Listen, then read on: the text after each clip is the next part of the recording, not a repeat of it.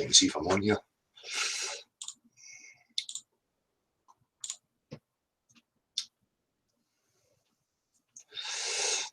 Two minutes just to see if I'm hanging, if it's on.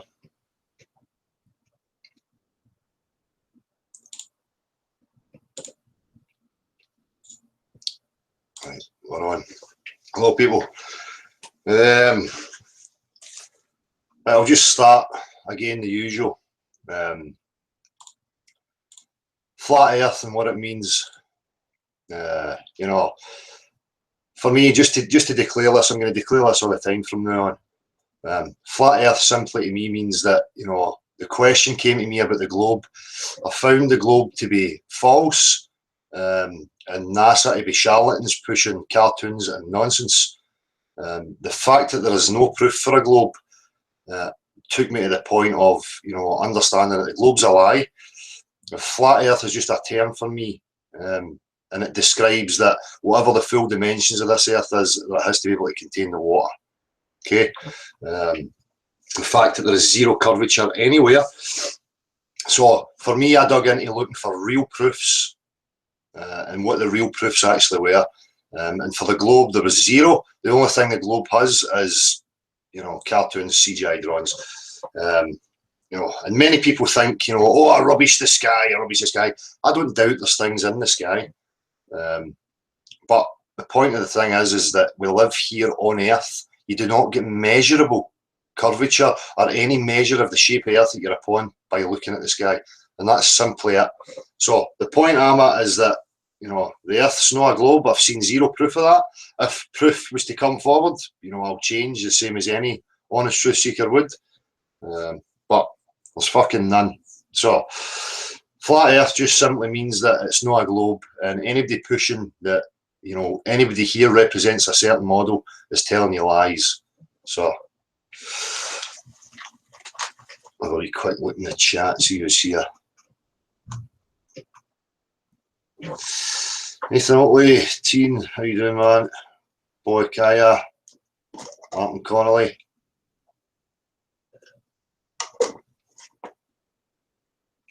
Brandon Cook, Markovsky, the Highwayman.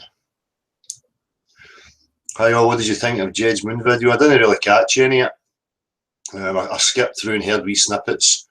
You know, it's part of the thing is, you know, it's fine observing the things in the sky, but it's a difference when people start jumping to claiming to know what that thing actually is and what it's made of.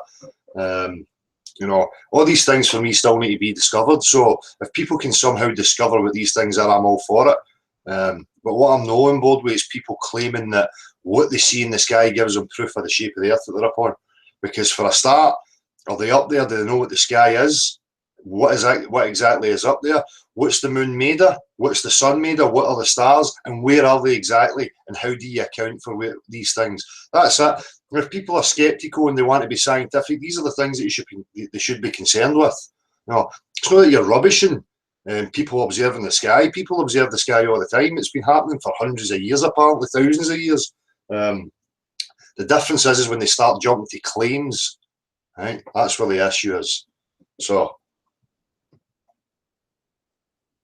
I don't do anything to know, but I've not seen it. Martin Leakey, how you doing, man?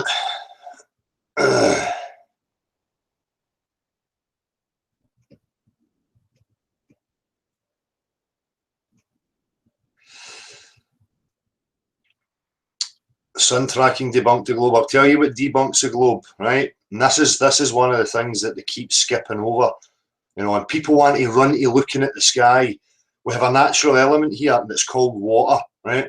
I don't know if anybody's aware, any of these globe people or these doubters are actually aware of this, but the place is fucking covered in water, right? Now, it has a definite behaviour to it. We know this through testable, repeating. Every single person alive can do that. It tells you beyond any shadow of a doubt that you cannot be living in the exterior of a sphere, right? Anybody claiming otherwise, the burden of proof is on them to show it. So it makes me suspicious when people ignore these things that are here on Earth, right, in favour of opticals in the sky, right? There's a serious issue there. They want to skip over these fundamental facts of reality, you know, and push this stuff. Oh, anybody's listening. People are trying to throw us away from the moon. Oh, they don't want us looking at the moon. No, the fact of the matter is you're not looking at the reality that's right in front of you. There is zero fucking curvature anywhere. The place is covered in water. That tells you a hell of a lot, right? What the sun and the moon and the stars are still to be discovered. Until we know exactly what they are, what are we observing?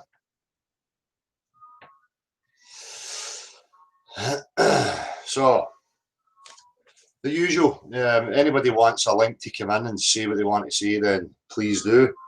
Try and encourage as many of you to come in and have your say. You know, at the end of the day, I'm not going to do this forever. If people aren't coming forward, they don't use the platform for their benefit, the stuff that people moaned about, then I'm not going to continue to do it. It's as simple as that. Or else you just end up sitting talking about the same stuff and nothing's actually happening.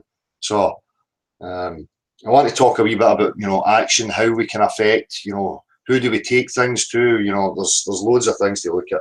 But you know, that's part of the apathy of these people. You know, what I'm observing of these groups now, people should be aware that there's organised groups, you know, they're going about liking each other's comments and liking each other's videos and downing videos. So they're active in that because they feel that it has a sway on opinion on people. So why are the good people, the people who really want truth, no employing it? Instead of sitting back and, oh, it's just me, and everybody battling with each other. You know, at least these people, the manipulative people, have got a bit of unity with each other. They get shit done. You know, well, good people are sitting back doing fuck all, twiddling their thumbs. So, to say the platform is open again to any claims, anything that anybody's got to say, any of the trolls, the bitches that are coming and going. If they want to have their say, fine. But, you know, you see these fanatics, these fucking religious clowns running about, you know, different people's hangouts, and they bombard them with the same crap, and they don't get involved, they don't come in for discussion. Yet, you know, none of that happens at theirs. That tells you a hell of a lot as well. So,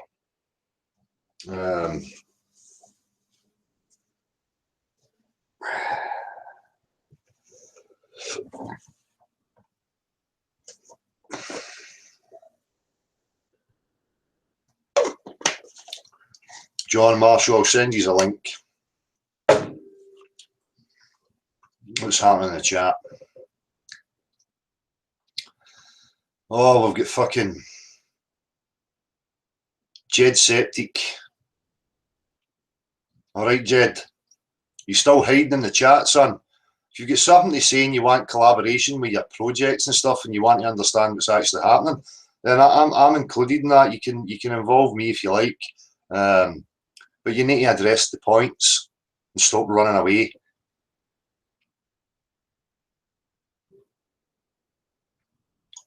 And the thing about it is, you know, it's not just us that involved. There's so many great channels out there now, and loads of people observing the sky.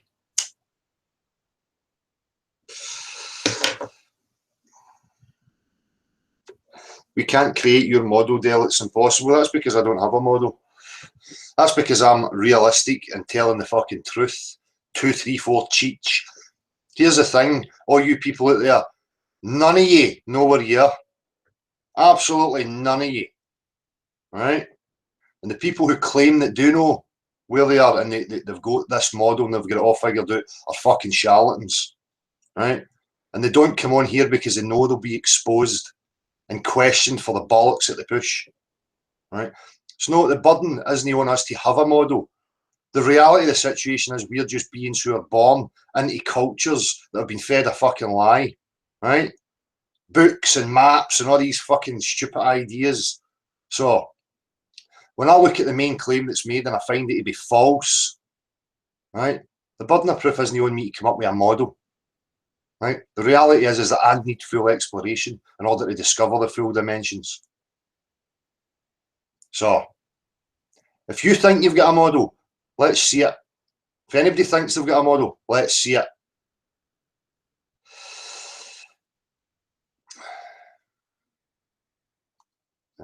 Right, hang on a wee minute. I just need to send these links.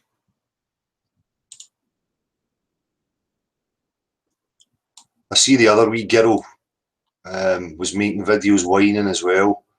It's another one that turns off his comments and moans about other people doing it. Why are any of these spineless gimps fucking coming on to make to face up to things? Huh? Establishment gimps. Because that's exactly what they are.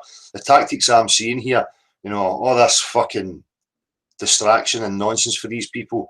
These are fucking, you know, establishment gimps as far as I'm concerned, because no rational mind, no honest truth seeker is looking at any of this stuff and thinking that it's a fucking globe. And the people who are continuing to say it but offering absolutely zero proof, right, should tell you a hell of a lot. As I say, ask them why they deny observable reality. Ask them why they deny fundamentals like the natural physics of water, right? Ask them for practical examples of the claims that this globe makes. Ask them for one proof, right? And when they continue and they still hang about these groups, because remember, these people have an attitude of flat earthers are just daft, flat earthers are just daft, but yet they're obsessively involved. They obsessively mention your name. They obsessively adopt things that you're doing, right?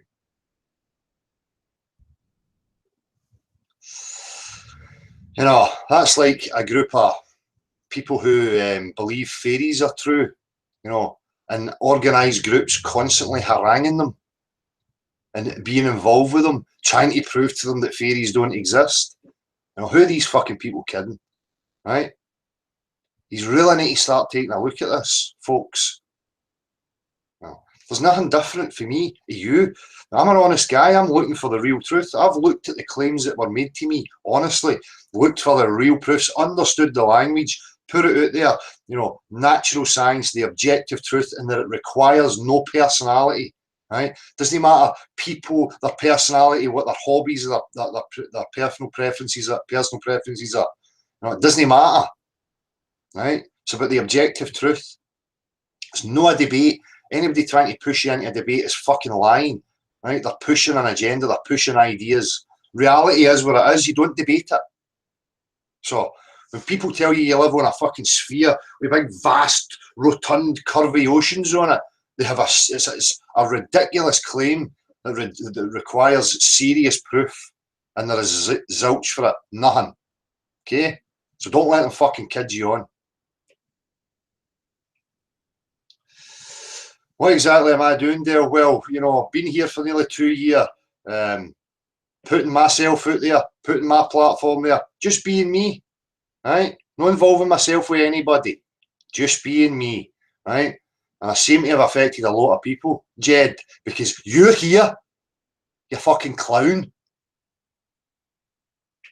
Do you see me scuttling over to your hangouts? No, because you're the fanatic, son. You're obsessed. You've got something seriously unhinged within you.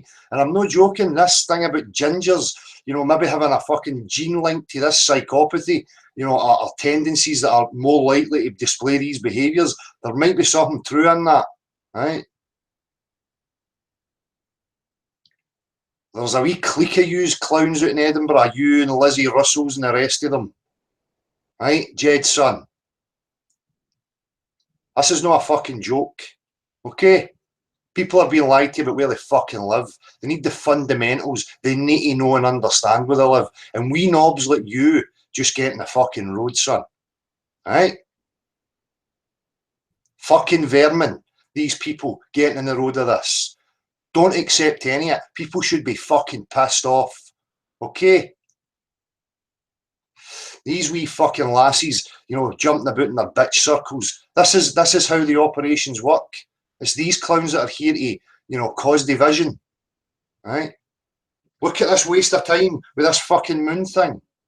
They don't address the facts. They don't address the claims that are made, that they make. That it's solid and made of rock and rock reflects light and all these fucking crazy things. Right?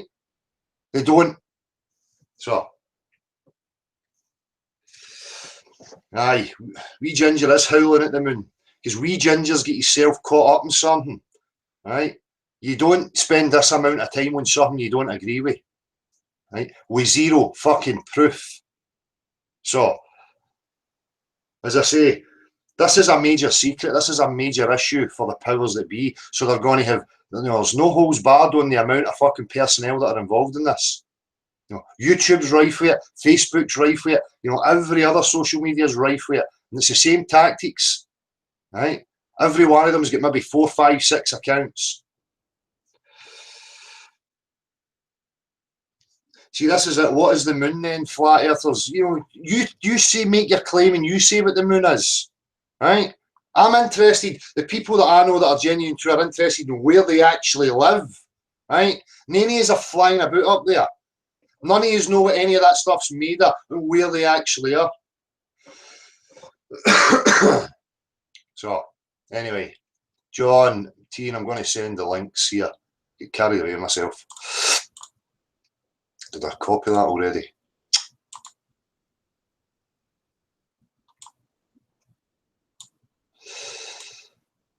And the bollocks, when I was skipping through the video and I hear this bollocks about exhaust emissions or fumes for planes, as I say, many of you live next to airports.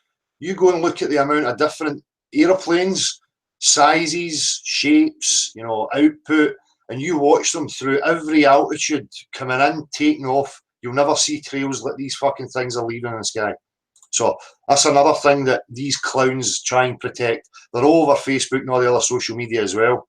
The same badger groups, claiming connections to Bullingdon clubs and all this fucking stuff. Who are these fucking people?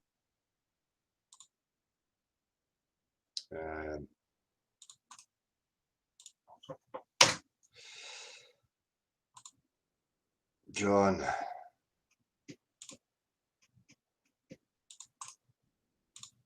Anybody else who wants in to say anything, just let me know. Or you're just going to get me fucking rambling.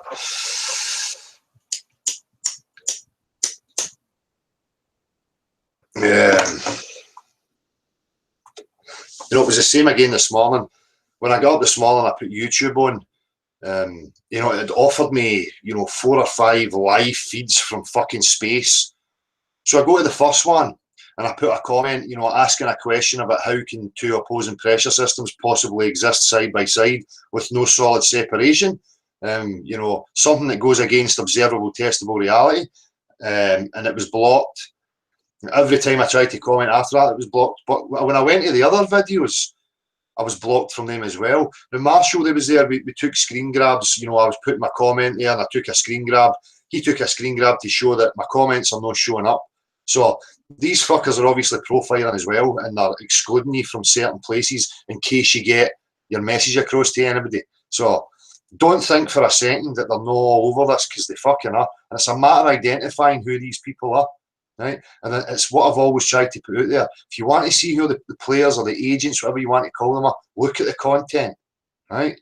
The questions, what shapes the earth we're upon. It's an objective question. It's from natural science. Does not require personality.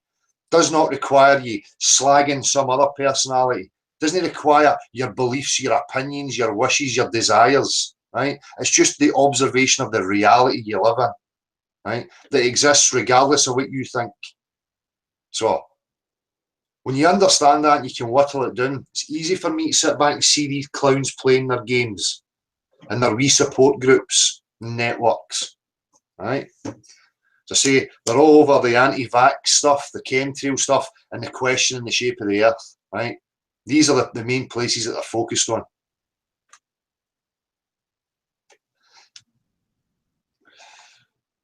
See what's happening in the chat. And as I say, when are people going to start grasping the seriousness of the situation they're in here? Stop fucking about and giving these clowns a place. And anybody who's supporting them, without asking them the logical questions and questioning them on their claims, you should be suspicious of them as well, because they're just fucking adding to it, as far as I'm concerned. It's been the same groups, the same faces who are doing nothing but bitch and fucking moan and whine and bring your name up, misrepresent, tell lies, and then fucking moan about it when somebody does it to them. They're spineless, these establishment gimps. And that's what they are, pure gimps. As I say, they're either in some wee cliquey club or they've been profiled and identified, you know, probably up to no good criminal behaviour. Yeah. Well, let's get the lowest of the low life scum who would sell their fucking granny and get them to represent a lie. Right? And that's what you've got. The lowest of the fucking low. These people that sit up all night to fucking 5 in the morning, then they're on it, bang, the next day. They've got fucking kids and stuff. I mean, when are they spending time with their kids? You know, take a look at these fuckers. You know, the proof's in the pudding, it's all there.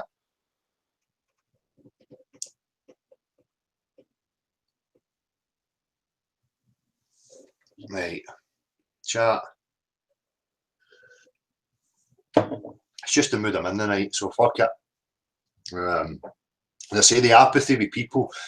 You know, these clowns are running about in their wee groups, bumming each other, liking each other's comments, making a scene, making an impact. You know, where's the fucking real truth seekers? Where's the good people? You know, too busy moaning because somebody challenged them on something they said. You know, they can't hold themselves. They're too fucking weak and insecure. That's why you've got manipulators fucking running your life, right? Because you're too weak and insecure.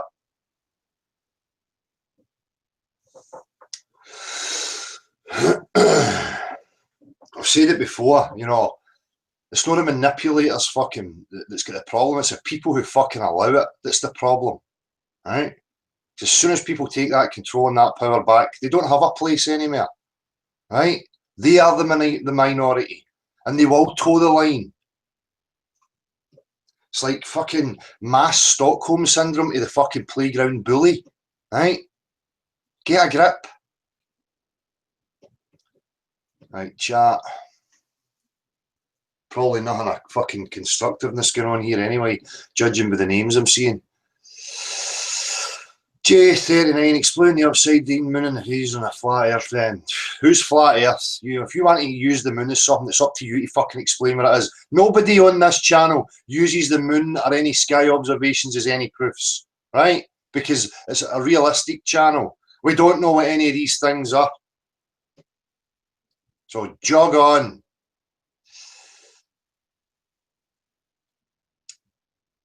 D-truth, change your bollocks. Okay. Let me see here. Dean, how you doing, man? Marshall? I'm cool, dude. Just letting you vent for a bit.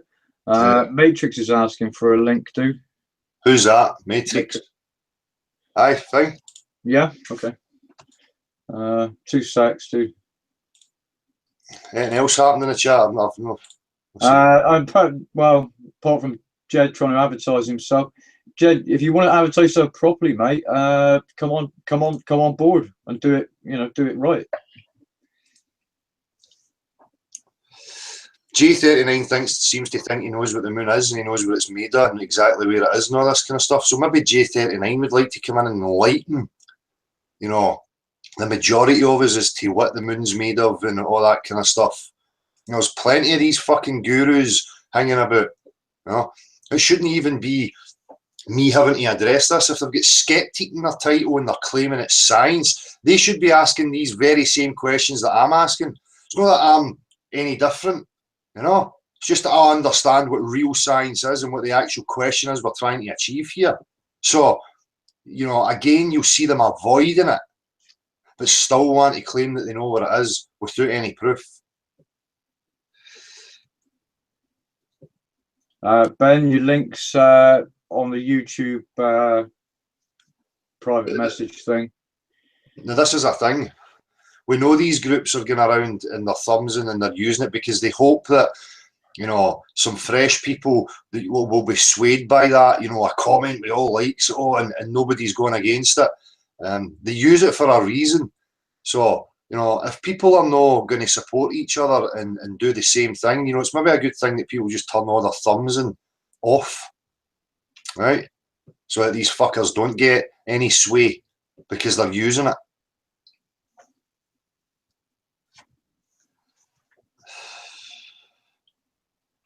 Martin's asking for the link as well, dude. I think I don't know whether he's got some discussion with Jed he wants to have about the moon. Jed, it'd be brilliant if you want to come on board, mate, and have a discussion about the moon. That's not the fucking Jed. It's not the fucking Jed show, right? Jed's been addressed on his thing, and Jed's got questions and stuff he needs to highlight and look at. So if Jed has something to say and it's contributing to the whole, as I say, I want to know what the sun and the moon and the stars and the sky and all these things are made of and what they actually are. So I'm all for that. Don't let any of these people kid you thinking that I'm not interested in the sky. It's just because, you know, show up their flaw and their logic when they try and reference the sky as proof of the shape of the earth that they're upon, right? But that's me being honest again. They're not honest because they have an agenda. They're clinging to a religious belief. So they will use any sophism, any fucking illogical point and try and push it.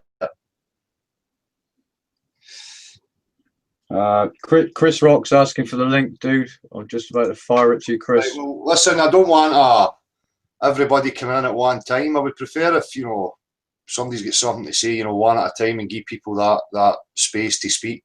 So, you know, if Matrix Decode was it you said first? Yeah, Ben should have the link by now. Yeah. So if Matrix Decode wants to come in and have a chat, you know, it's just to be fair so people have got a voice and it's not everybody talking over the top of each other. Cool.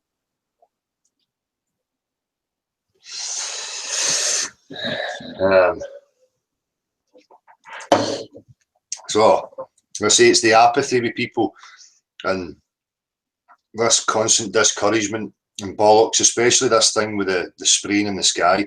There is a phenomena happening. It is something that's going down.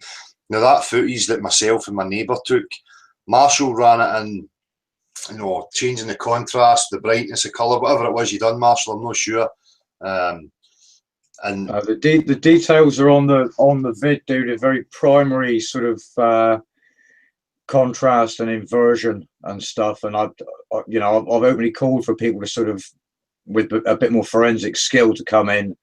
But from what I could see, there is no object ahead of those trails recorded in the image. So it's got better software or whatever. Brilliant. You know, so they're not showing up in the footage, but myself and my neighbour witnessed, you know, actual objects in front of them. So it's bizarre. There's some questions in there. You know, I don't know about the software. I'm not a tech on PCs and stuff, so I would be depending on somebody who knows about it to analyse the footage and see what they can come up with. You know, feel free to take it and analyse it if you've got time for it. Yeah, I mean, I just don't have the skill set to do that effectively. But from what I could see, there's nothing there. Chris, I've sent you the link, dude. If we can do the courtesy thing and wait for Ben to finish and then hop in afterwards, that'd be excellent. Martin says he's got software that he's analysing it with. Excellent, Martin. Excellent. Nice one, mate. Cheers. Right, well, just have a wee look at the chat again while we're waiting to see who's coming in. To say the subjects are open for everything.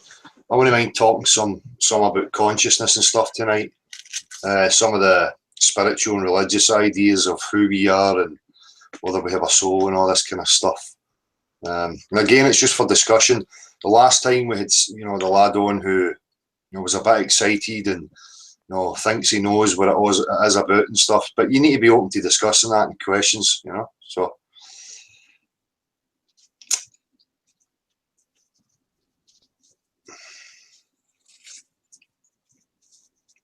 Q and Fidel, did you not see my vid with your invisible plane? No, I did not. Why am I not seeing that? Hang on a minute. Just have a wee look. Tell me I've been unsubbed or something. Because it should come up in my subscriptions thing.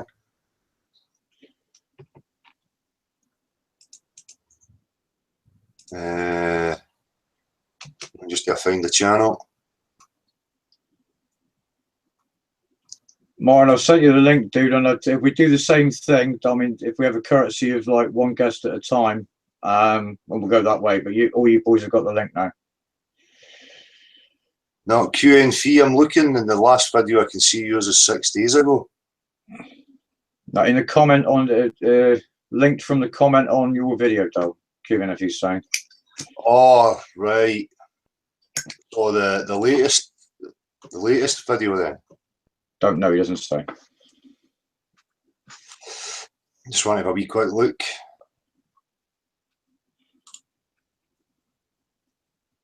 As it maybe went into review, because that's what it does. If there's something with a link added to it, it'll go to review. Yesterday's video, QN. Yesterday's video.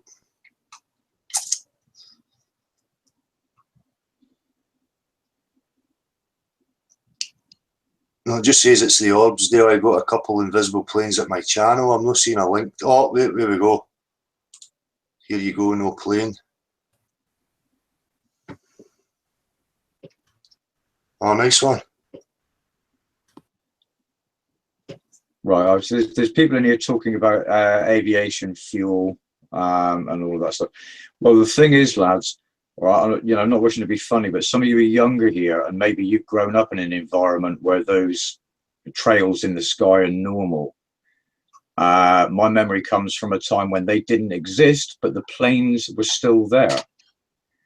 Now, is that a change in atmospheric chemistry? Or what? It's something that needs to be addressed because they are now a phenomena that never was. So, yeah. And the problem is that the bollocks explanation of altitude and temperatures and stuff. As I say, people, you know, we have so many airports that you can witness different shapes and sizes of planes at varying altitudes, and you'll never witness any of these things. You know, coming to and from the airport, it's always these things that appear overhead. Yeah. So, Hi, Tom. Martin. Hey. Just talking about what you're talking about now.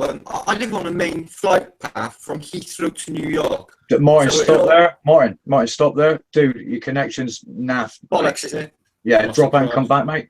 Yeah. Somebody else here. Ben, how are you, Ben? Hello, Del. Hey, team. Good to be at Matrix here, and thanks for having me on. Ah, nice one, no bother, man. How are you? How are you guys?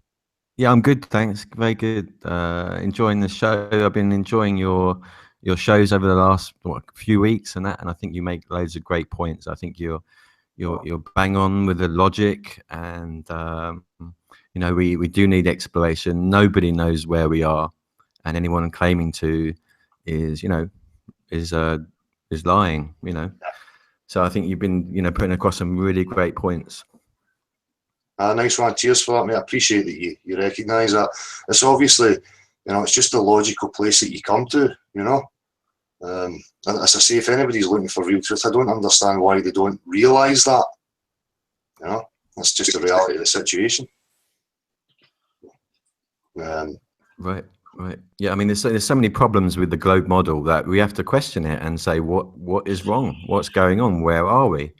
Yeah. And that, as flat earthers, we're investigating the subject. We're seeking the truth, and we're the ones who are going to, flat earthers.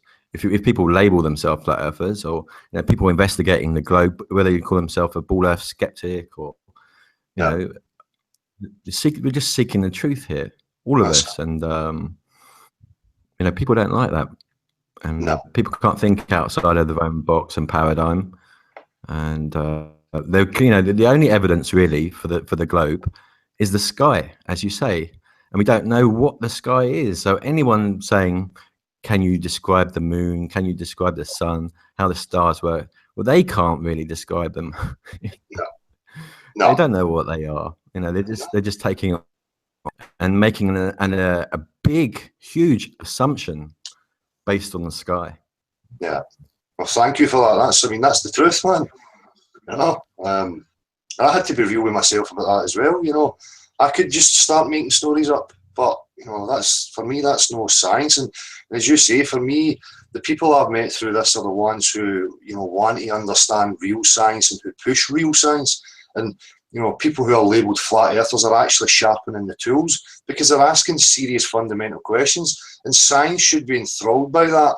And be welcoming it with open arms and willing to look at it and have the discussion, But they don't even get that it's not a debate, You we shouldn't be involving in debates here.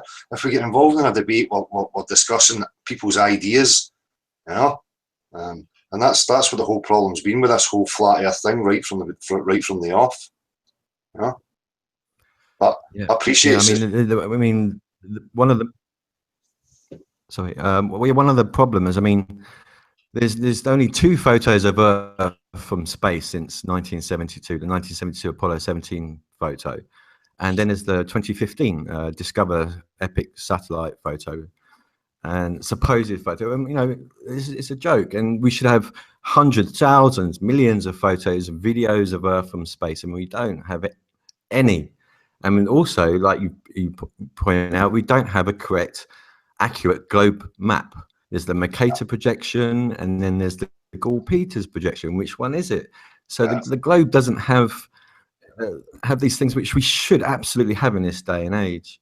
Yeah. You know, and you make great.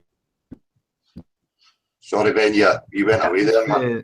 In the vacuum, you know. Sorry, what was that? You broke up there, bud. How does the atmosphere stay in place with the vacuum next to it? You know, that's it. You know, you break these claims down to, you know, the fundamentals and what they're actually asking you to believe.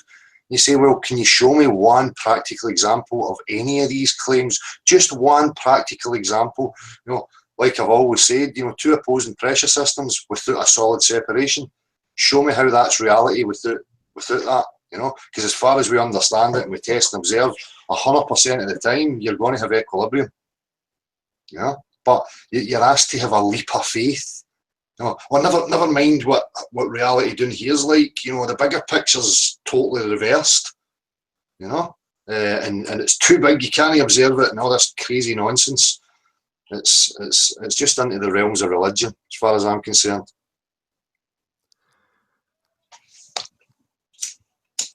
Definitely. Yeah. Yeah, and well, thanks, Del. I mean, thanks for having us. Kind of pretty much what I wanted to say, but I appreciate it, man. It was awful good of you to come on and say that. It's good to know that other people understand that. You know. Cool.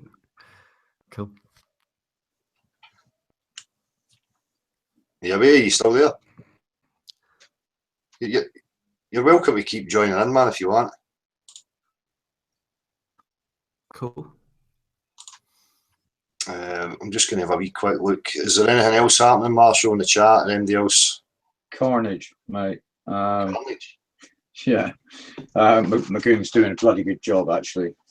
It's about time we cleaned out the chat a little bit of the ridiculous spamming of stuff. So we're getting down to some cohesive conversation.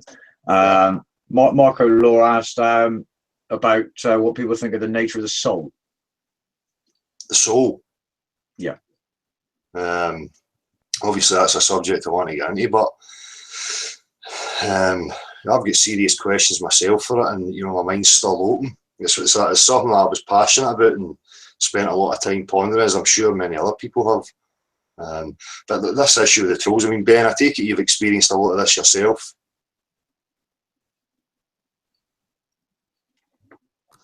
I'm sorry, Del, I didn't catch that. I'm saying, I take it you've been experiencing a lot of the troll activity yourself. Are you noticing patterns happening? Yeah, it's crazy, isn't it? I mean, why do these people like troll flat earthers? You know, flat earth is so stupid. Why are they wasting their time? I mean, if flat earthers are pathetic, according to them, that makes them extremely pathetic, doesn't it, really? I mean, what kind of person does that, you know? Exactly. You know?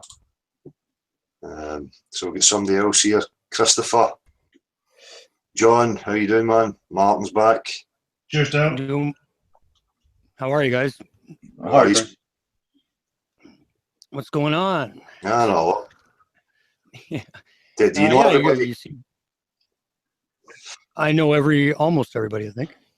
So we've got Teen, I don't think I've met you before. No, we've talked on some of Jeff Stewart's chats, but yeah, I don't know you. But right. Nice to see you, dude. Anyway. Yeah, nice to meet you. Chris. How you doing, Martin? Good, brother. Good to see you. Hey, Chris, Martin. Hey, Ben, brother. Hi, Ben. I see a bit of debate going on with you and Jed in the chat box there about the moon. I mean, both Chris and Martin, actually. Well, I've just made a video as a response to it, but I don't think I'll bother now actually posting it, because considering I'm here. He's just made a video, and the premise of the video was that he's got film in from Australia of the moon in correspondence with his film, and the moon shot corresponding in Australia is upside down. The moon is upside down. And what his observation of that he made, that obviously we're on a ball.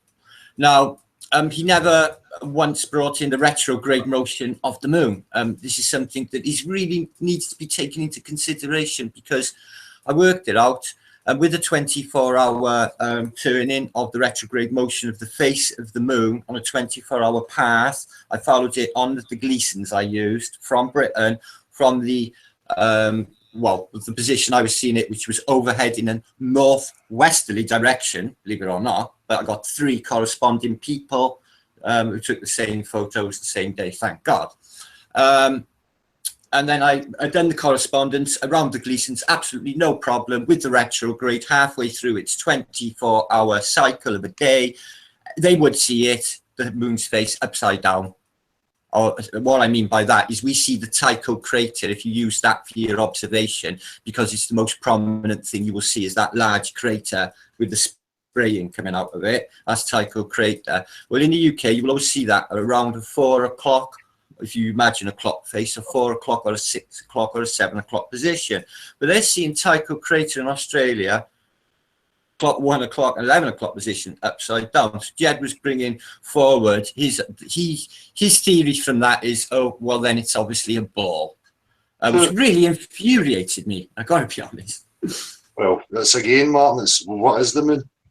What is the sun, the moon, the stars? What are they made of? And where are they actually? What is consciousness, Del? This is something we were going to delve into. Is a biggie for me. Biggie. Sorry, Christopher, you want to say something? No, I was just saying they're luminaries. We don't know much beyond that. But to Jed's point, to what Martin was talking about, if you had the moon that was over, let's say it was circling a flat Earth over the equator, basically it's going around the equator. Well, just for the moment, for the argument's sake, people in North America versus people in South America will see it differently. That's exactly what you're seeing in Australia versus the Northern Hemisphere.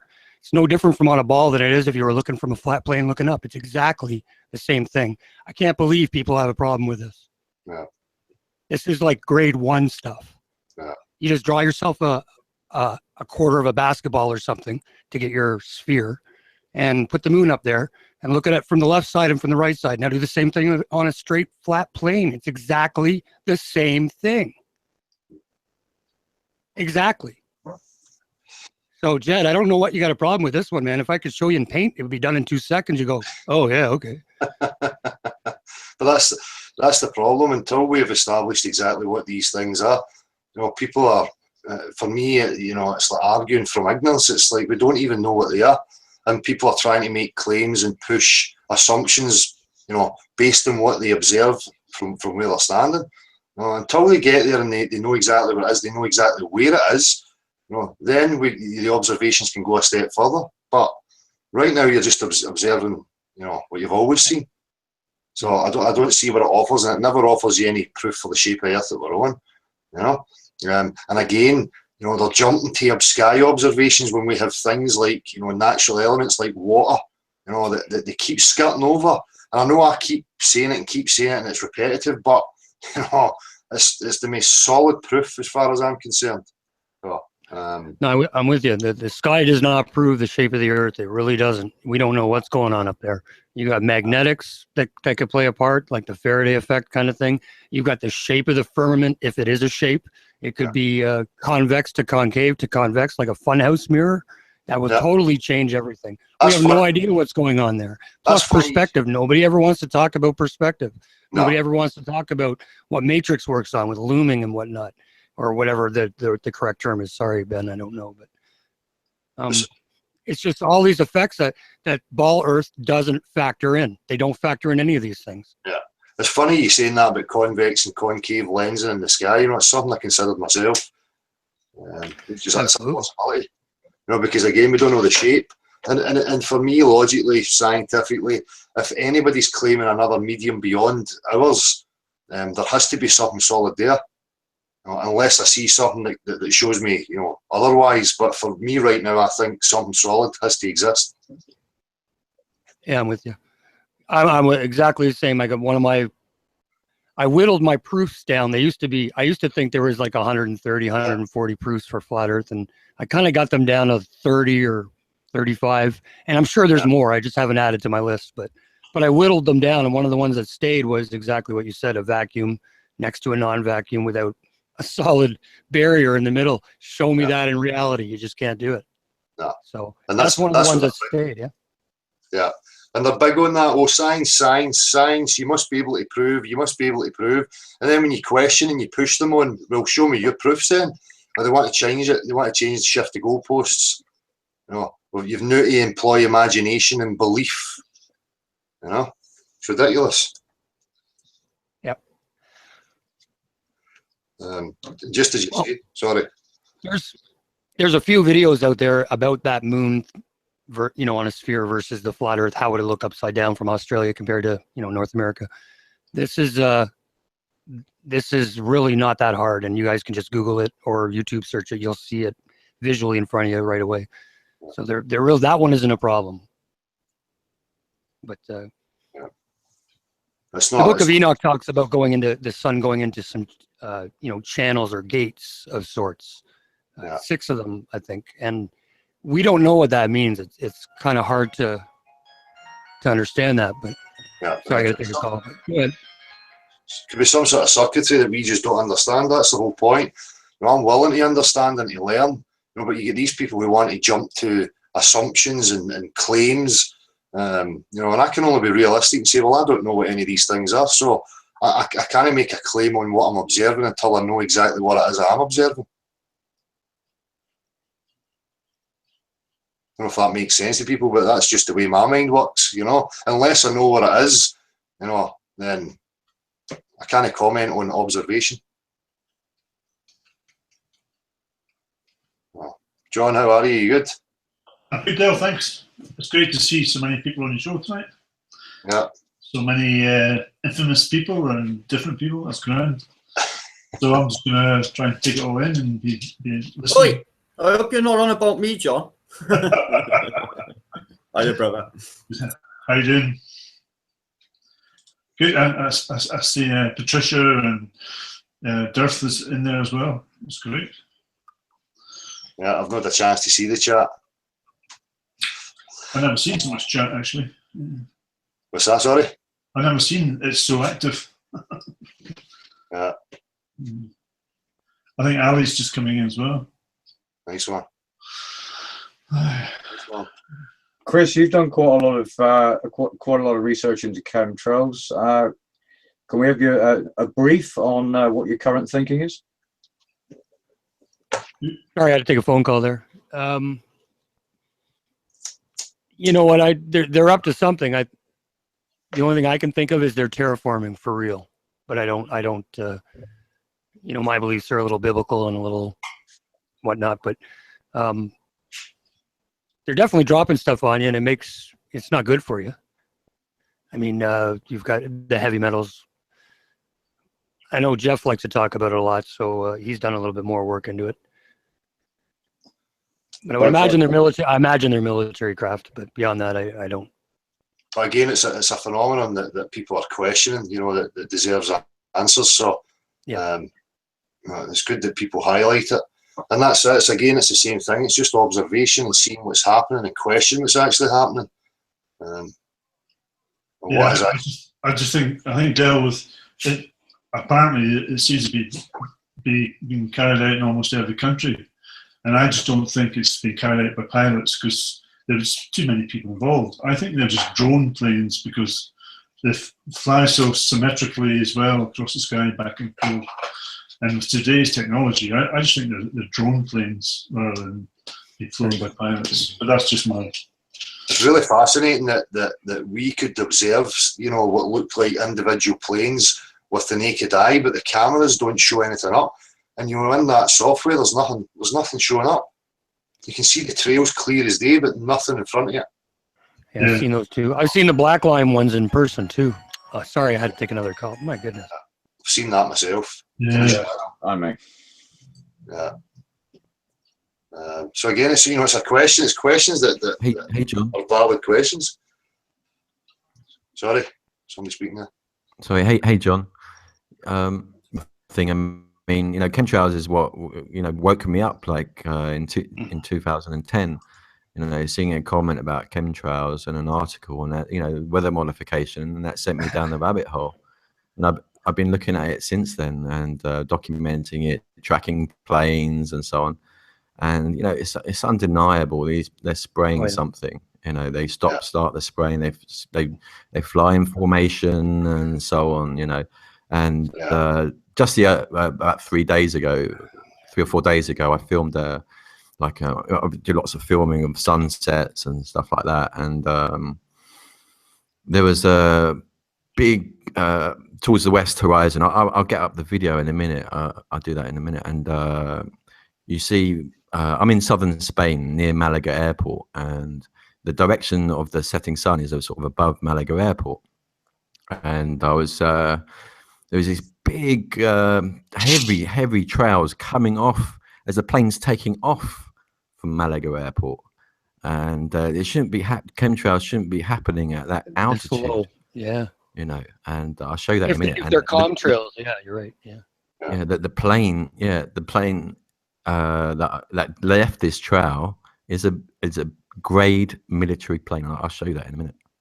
I'll load it up and screen share if you like. Yep. Well, that's what we found.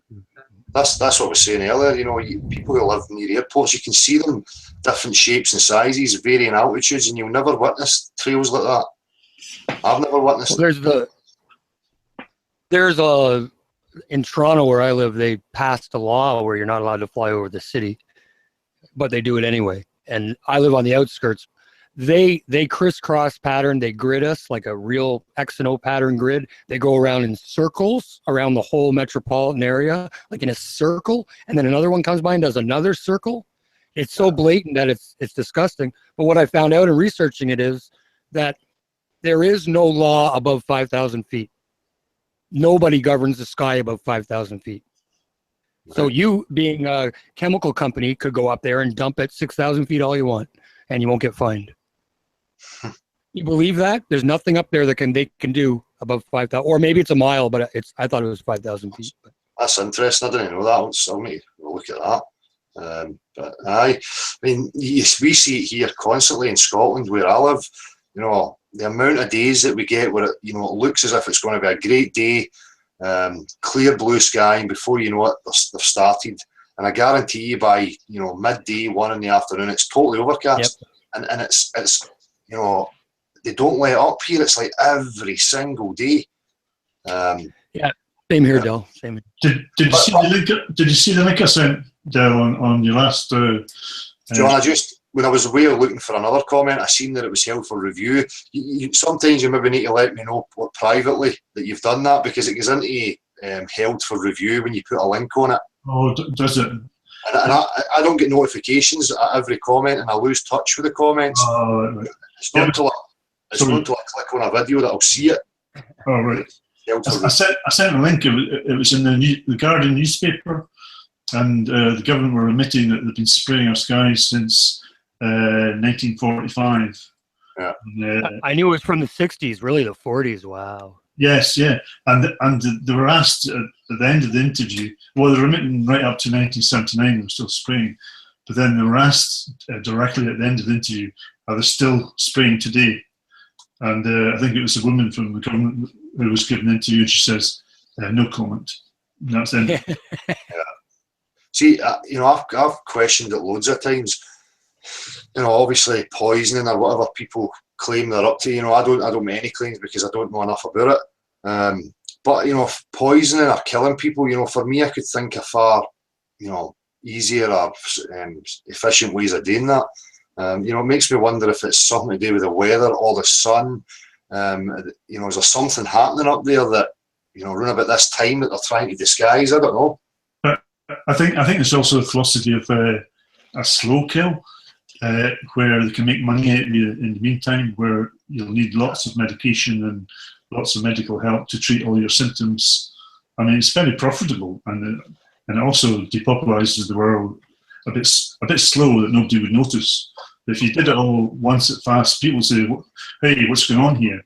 But if you put a few trails in the sky and then you say to people, "Well, nothing to see here. Switch your TV back on." Well, okay then. But if we were dying in our millions, then there'll be people on the streets want answers, wanting to know what's happening. Yeah, I suppose, you know, if you put it like that, I can see it that way as well, right? See, we don't notice, we don't pick up the subtleties, because people are too distracted with their TV and other things, so they don't notice a few hundred people, you know, dying there and there everywhere. But I don't know. Then that people would wake up instantly. Yeah, I don't know about anywhere else, but, you know, if I go a bike run, usually once you get by kind of Loch Lomond, you start to head into the hills. You don't see much of the spraying. I don't know if you've witnessed that. You know, it seems to be mostly over the valley. And, well, you know, where most of the population is, I think. Yeah. Yeah, I mean, you can see them as I think Christopher was saying. You see them gridding it backwards and forwards. Yeah. Yeah. But you know, I've said to many people, and there's, "Oh, what a beautiful day," and I say, "Do you see anything unusual with the sky?" Nope. Do you see any trails? Well, it's just airplane trails, but that's normal. I said, "Yeah, but it's not on the flight path, is it?" And it should be evaporating within a minute or two in the air, but they don't. They spread out and form clouds, block the vitamin D from sun, and then there's all these chemicals that have been tested from soil around the world, and it's heavily laden with toxic materials, and it's falling in our water, it's falling in our soil. So how do we know things are truly organic if it's been polluted with those chemicals? But people don't notice it. People just walk on by. They think it's not. And I even seen a guy, he did a brilliant presentation, and he's showing you cartoons where they're inserting chemtrails in cartoons so that children are being brought up to think this is normal, and it's in Hollywood films. So when I say, "Do you see anything unusual in the sky?" Nope. I've been brought up to think that's normal. You get that ridiculous response of, "Look at the lovely St Andrew's cross in the sky." No, I've heard that a few times, yes. Yeah. Come on. It looks pretty against the blue sky, you know, but wait a couple of years and you don't see the blue sky anymore. No. It's so sad, really. It's sad when you're trying to ignite that conversation in people and to get them to critically think and look at it and question it, but they don't, because they think it's normal. Yeah. They think you're not normal. They think you're off your rocker for even suggesting that they might be spraying something above their heads. Yeah. I say it's just questions, and people are entitled to ask questions, especially valid questions. And it makes you suspicious when you see these camps and groups who actively go about trying to discourage discussion and awareness of these things. There is mass demonstrations against chemtrails, though, from Australia, America, and Britain. So it is growing, and people have become more informed about it. So. It's in mainstream songs as well. There's a song by a guy called Beck called Chemtrails from about 5 years back. So is that? Yeah. I got a song called Chemtrails too. This week as well of chemtrails, the grid pattern. I live on a busy flight path and I caught the worst. But funnily enough, last bank holiday Monday, there was still a lot of flights, but the air was spotless. It was beautiful blue and not a chemtrail to be seen. Honestly, not nothing. I took a photograph of just for comparison before and after. Come 5 o'clock, it was saturated, and you know the grids had all connected, and then the whole thing was just a complete covering, and it was all coming down. I caught it all on a series of films before and after. Yeah, mind blowing. Yeah, but so you said sorry, Phil.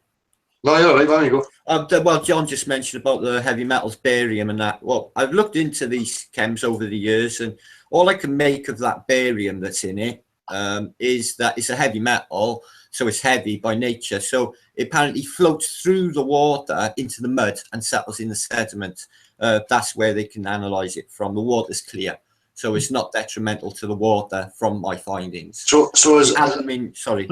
But what about the cadmium and the aluminium? Yeah, then look, that is detrimental. The aluminium for sure. Yeah. Can I interject here and ask, is there a lot of independent research going into the soil samples and stuff? It's not something I'm aware of, to be honest with you. So yeah, there's a few people out there, different fields. Some people not so mainstream. I've seen one guy actually drinking barium on stage to show you the harmlessness of it. He was also a flat earther, by the way. That was about 2 years back. I seen that on a stage in England. But the more mainstream people, yeah, they're a bit anomalous. There are some chemicals that they're hiding from us, and if it's an aerosol form, I'll send that film to you again, Dale. It's a brilliant documentary. It's what in the world are they spraying? Right at the end, they take samples from the soil after heavy spraying, and they take it to a few laboratories, independent ones as well, and all these metals are measured at exceeding way above the safe recommendation for them to be consumed by the human body. Yeah, so it looks as if it's maybe 2-3-fold then, blocking the sun, blocking the view, whatever's going on, and obviously that side of it. But and creating diseases in people if that's in a food chain or in the water. Yeah. I remember years ago, you people saying, they put barium in it so that you'll show up in radar. She lived in a globe, you could just hide round the curve. The radar wouldn't pick you up. I know what Prince said about the chems when he brought it. He was on an American chat show, Prince the rock star. He said, I can see them over my neighborhood, and you can guarantee 2 days later everyone's beating on one another.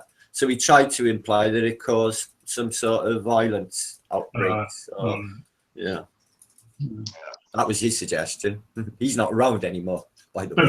But then there's the suggestion when you hear the ringing in your ears that they're using sound waves as well. So, I mean, God knows what technology that's being used on us. Well, I spoke about this before. I can't remember the name, but I think they trialled it just in Scotland. I'm not sure if it was just Scotland, but they had devices outside of shops that affected, between the age of, our shops as well, yeah. Right, so they understand these things, on a different level from us. So who's to say none of that's happening? Absolutely. If they can create these devices to affect teenagers. Yeah, I mean, they couldn't stand it. They were like that. I couldn't hear a thing. It was really unusual. Yeah. Sorry, Ben. The governments. It's just a fact that weather modification is a fact. Since the Second World War, they've been trying to. During the Second World War, the BBC did a documentary on it where they were talking about how they wanted to be able to manipulate the weather to help the war scenario. They've been obviously doing that for a long time, and it's documented that they've tested, spraying certain chemicals in certain people, areas, and it's just one of those things that if you're in power, if you're government, you're going to be, and you have these resources, you're going to be modifying the weather, for power, for profit, and to create famine in one area and drought in another area, manipulate the economics and so on. It's just an obvious strategy that would be employed if you had that kind of power. If you was like a bad person, an evil, psychopath, you would employ these kind of tactics. It's just logical. At the end of the day, we don't know why what all this is about, the significance of what they're hiding. I don't doubt any measures and any lengths that they're going to go to maintain this control. I think they've proved that beyond a doubt. That there's lots of people that say they're being led by evil powers, whether you believe they're I don't believe in aliens, but some people believe they're aliens. Some people believe they're evil angels. Some people believe, like in your lore, fairies and things like that, that have some basis in fact. So, well, that's one of the subjects. They might not even know is my point on that, but they're being led to a certain path for a big end game. That's what I think. Yeah. A big end game. Well, that's one of the subjects, you know, hopefully we can get into tonight. You know, some of the philosophies and the religions and stuff and these kind of ideas. So you know, as I've said before, you know, I don't doubt anything. For me, you know, materialism's false. There's obviously mind at the forefront of any matter, and we just don't understand what's happening right now. So I don't rule out any, you know, possibility of what's going on here. Yeah, Dale, can I just play a little clip of some chemtrails I filmed the other day, what I mentioned earlier? Can you screen share from where you are then? Aye? Yeah, is that cool? Of course, man, of course, partner. I'm screen sharing my. Okay, I'll just go full screen on this. And, okay, so let me explain what you're seeing. Can you see my screen? Yep. Can you see my screen? Okay. Okay, so here I am, and this is the sun setting in the west, and over here is Malaga Airport. Okay, in the distance, and I'll zoom in on this in a moment. But as you can see, there's some. All these planes are taking off from Malaga Airport, and I don't know if you can see these two planes here. They've left this trail here, and one's here. And this one of these trails I'm going to show you is from a military plane. And I just scroll through the video a little bit here as I'm, you know, I'm tracking the planes, zooming in on them, and getting closer and so on. And you can see like this is where it's taking off. And it shouldn't be at this altitude. Yeah. You know, Malaga's about, I don't know, something like 50 miles away or something from here. So it's, and these planes are taking off. So this plane here, I missed it when I was filming it, but I catch it in a moment. So I can scroll forward to that. I'm videoing various planes with a zoom and stuff, and it's at 10:58. You see the plane. I'm going to be making this on my channel so you can see it more clearly. But okay, 10:58. This one here. This is the plane. This is a sort of a grayed out plane. I'll let it play.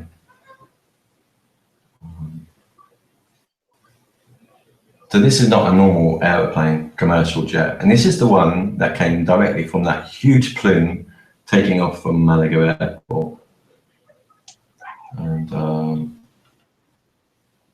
I don't know, can you see that? Yeah, the wash isn't even coming from the motors. The engines are like the forward, and the wash is coming from the back area, you know, the spray. That's crazy good. Well, cool. Wow. See, I was playing with, you know, thinking about why there was no craft showing up in the footage that me and my neighbour got.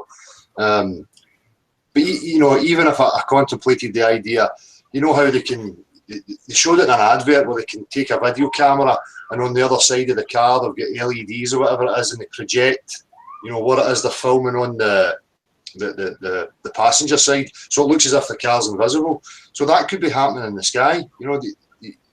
You know, for me, because of a camera pointing upwards, you know, and what's being projected underneath is the sky above, so you don't see anything. But you know, even in the footage, it would still show up as a heat source or something. You would still see it there, as far as my understanding goes, anyway. But there's definitely nothing showing up in that footage. Sorry for interrupting there. If you're still playing that. Yeah, no worries. I mean, you know, clearly this is not a commercial jet. You know, the colouring of it and everything. You know, so this is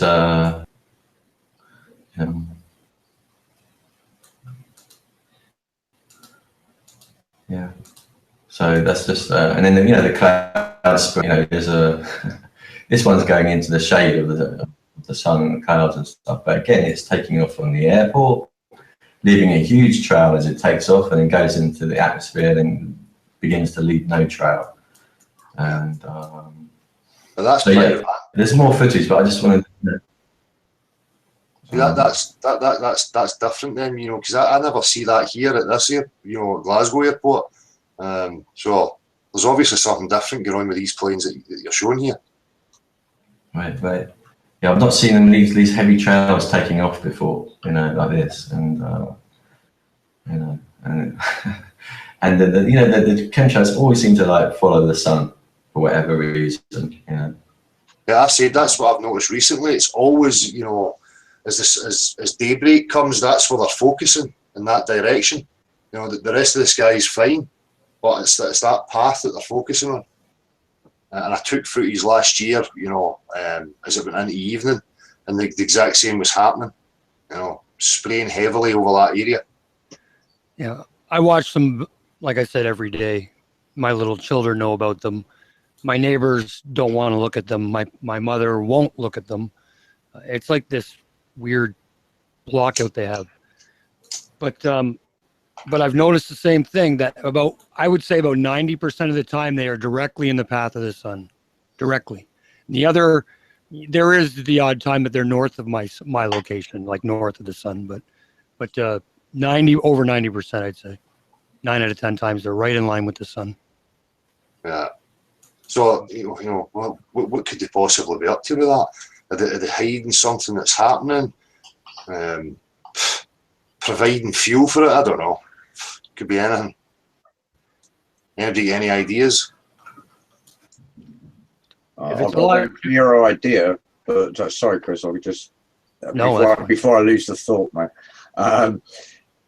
Anybody that's been looking for any period of time, I think is going to tend to agree with me here that whatever it is they're doing, their agenda has moved forward. Because when you were all discussing the grid form earlier on, that's in where I live in the southwest of England, that the grid form is a more recent phenomena. So my first impressions of these what we're calling chemtrails were more random. Now it is a fixed geometry of a grid, and that's happened over the last couple of years. It's got to be more and more organized. Yeah. Prior to that, they were there, but they were not following that fixed geometry. No. As John said, you know, I don't rule out the possibility of this being drones and it just being an automated system. You know, it's already set out and they just go up and they have the pattern. I'll show you my grid from 2 days ago if I can screen share it down, please. Yes, please. It blots out the sun like Chris was proposing from, you know,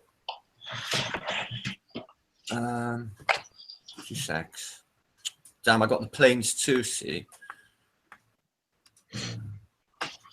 That way.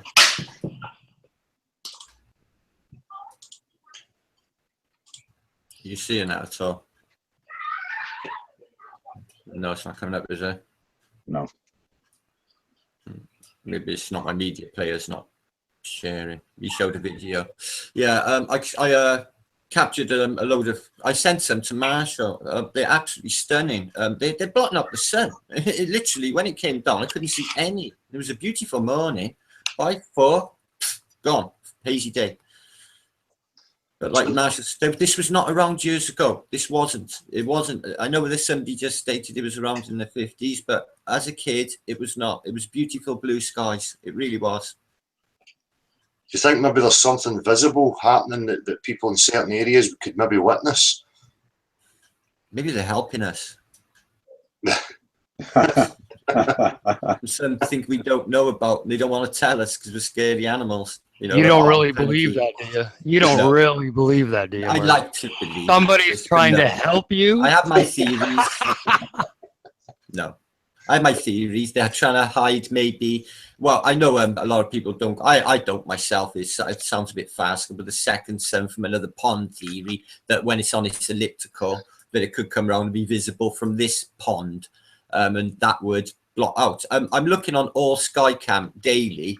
And when you go on New Zealand or Australia and look in a southerly direction, the sky's on fire. The sky shouldn't be on fire looking over towards Antarctica. Something's going on. I'm following this daily. This is not cameras that are messed around with. These are in remote locations. So I don't think the feeds are not to be trusted. So this is something real time. You could have a look right now yourself and see real time.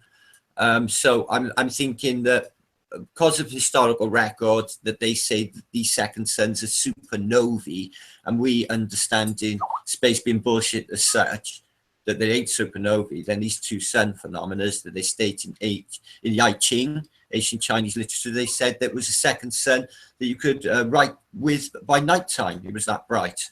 That they suggested was a supernovae. Bullshit.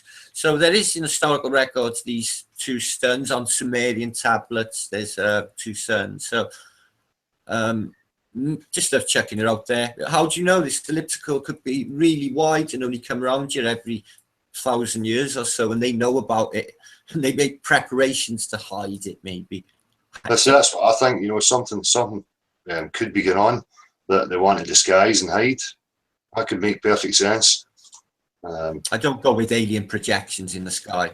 I really don't. I just sorry, it's too farcical. But you know, as I said the other day, you know, I don't know if anybody else is aware of this. Obviously, people will be. But I searched for video footage or images from a plane or high altitude of the stars, and all I was getting was the usual CGI nonsense. So I think there's something to be looked at there. The stars disappear when you get up there.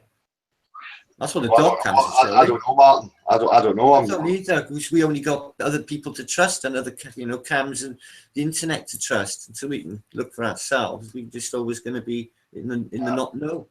That's right. Well, what we do know is that the balloon footage that we've seen doesn't seem to show stars, and that's going up about 125,000 at the max feet. Right, so with 20 miles away. So that's all we know. Beyond that, we don't know because I don't trust NASA. So that's it for that. And I know Bob likes to suggest maybe they're just in the middle area and that balloon maybe has passed it. But again, if there's these anomalies happening, it brings you back again to, can we understand what these celestial objects actually are and where they actually are? I think they're beyond the planets. That's my own personal thought. Whatever the planets are, wandering stars, wherever they are. Yeah. That's but not much beyond. I don't think it certainly doesn't have to be thousands or millions of, miles or light years or whatever. No, it seems it could be 10 feet beyond them. I don't know. I think to any rational mind, you can see that they're fixed in relation to each other, so. Yep. That suggests to me, Orion always looks like Orion. Yeah, so it's not a huge step to think logically that they're fixed, whatever they actually are.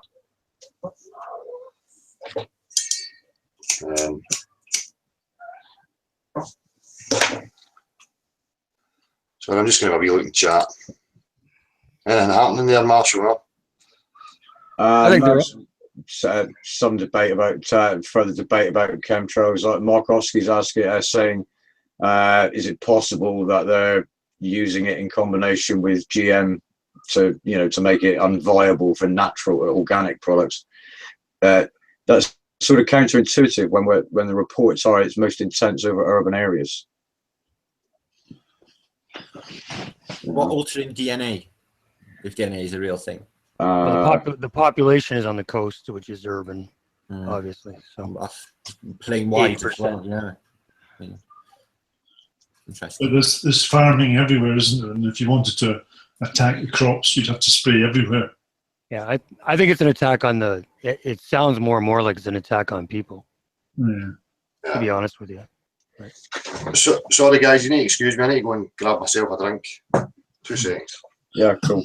Well, I think we can. So we're agreeing that it's the target is human, whether it's human perception or human as an organism. That's the target either way, right? I'm not sure if it is. I'm not sure of anything. I just, like you said, targeting the urban centers seems like it's not just you know, it wouldn't necessarily be the urban centers that you would want to hit if you're trying to save the planet through, you know, global warming or something. No. They might tell you it is, but I don't know. I can connect with that though, trying to stop the organic food supply and get people to accept GMOs. I mean, in nutrition, I think like organic fruit and veg has enzymes that help combat cancer. So you know, I don't think they want us eating organic crops and foods because it's really good for our health. You know? And this would kill all the enzymes in organic food, which helps protect our immune system. So it could be a multiple of things, though, couldn't it? It could be the food and the people, or the people or the food. Or it's certainly not. It's not productive for our health, is it?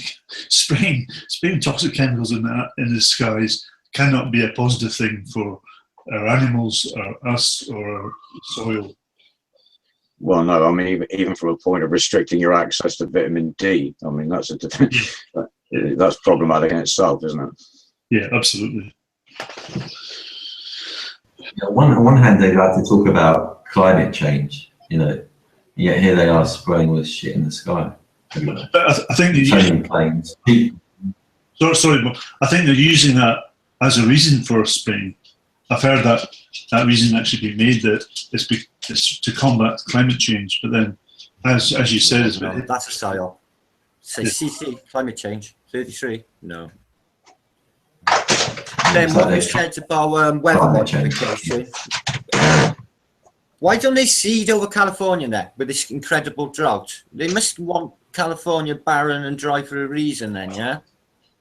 That would have fit with Agenda 21 and clearing that area, wouldn't it? Yeah, but Martin, what do you think about Africa droughts? I mean, we've got HARP and weather modification. Yeah, I mean, and even simple seeding, yeah. Yeah, is that deliberately being done just like they do with the vaccines in Africa to reduce the black population? I mean, there's so many droughts in there, and they can manufacture that through weather modification. Mm. They did that in Vietnam, didn't they? During the Vietnam. Yeah, the Ho Chi Minh Trail. There, they turned it into a quagmire by just seeding, just aluminium particles, just to attract. It seems as if they wanted to keep the populations down in the areas. You know, what is it? 5% of the population or something lives in the Southern Hemisphere. So, you know, is it because it's close to something? You know, less chance of discovery being made. I think it's a wee bit like the Earth, you know. We can acknowledge it's not round, but are we going to really find the answers for what it is? And it's a wee bit like not with this power struggle, not with this power system that's in place right now. Yes, but with spraying, we should all really agree that they're doing something which is not right and it's not benefiting our health. Whether we find out why they're doing it. Can't ignore it. It's like nothing to see here. Move along. Yes, absolutely. Yeah. Guys, thanks a lot for the chat. I got to go eat. Wife's calling me, so I appreciate it. Martin, nice to see you. Ben, Del, nice to talk to you. Cheers, Chris. Team, nice to meet you. John. Yeah, good to hear you, Chris. Chris. Okay. Thank you. Cheers. Bye-bye. Cheers. My missus had said to me there was something in the chat. Music Man had something. He wanted to come on. He wanted a link. He said he had important information.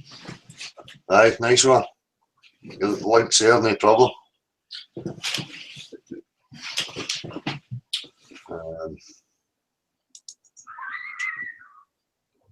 I mean, they need to have these chemicals or something in the atmosphere to be able to use technology, you know. And they've got many of these Doppler systems everywhere. Just gonna say about that, yeah, the Doppler thing. You think they're coupled together? Yes, I mean it's going on. You can see how they go online. No, it's interesting. I never thought of that. Couple the two together, maybe. Yeah, I mean they're bombarding us with, you know, we're in this sort of radio microwave frequency soup that from all the cell towers and Wi-Fi and everything like that, and you know, they're definitely able to, you know, these frequencies and stuff will be interfering with our natural body cycles and so on. Yeah. Can I ask you, do you ever hear a ringing in your ears? Yeah, I get tinnitus, terrible, John. It's from loud music over the years. I put it down to. That brings me Yeah, I back. do wonder. I think most people do Almost like hear ringing in the ears all the time. I know there's a lot of Wi-Fi everywhere as well, but all these towers and goodness knows if they're sending it through other means, I don't know. That takes me back to the thing I was saying about before. You know, and the technologies that we have that we take for granted with a serious lack of understanding how these things are actually working.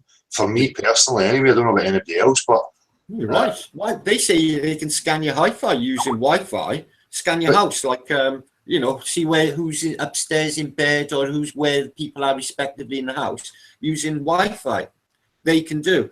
No, they don't tell you this stuff when the Wi-Fi comes into your house, though. And of course, there's the smart meters as well. Smart is a word you've got to look out for. Anything Yes. smart attached. Yeah, like we were saying the other time. Oh, get a big TV because it's smart. Oh, I'll have to get a big TV and get a smart meter which causes radiation. Oh, I'll get that and put it in the house, which monitors everything you do in your house. But again, you know, we don't even understand. Look at this technology we're using right now. You know, people know how to operate it, but what's the fundamentals? What is actually happening here? Mm. I think there's Loads of little switches going on and off rapidly, I believe. but that's what I've been told as well, Martin. But that, you know, I still don't understand. Me neither.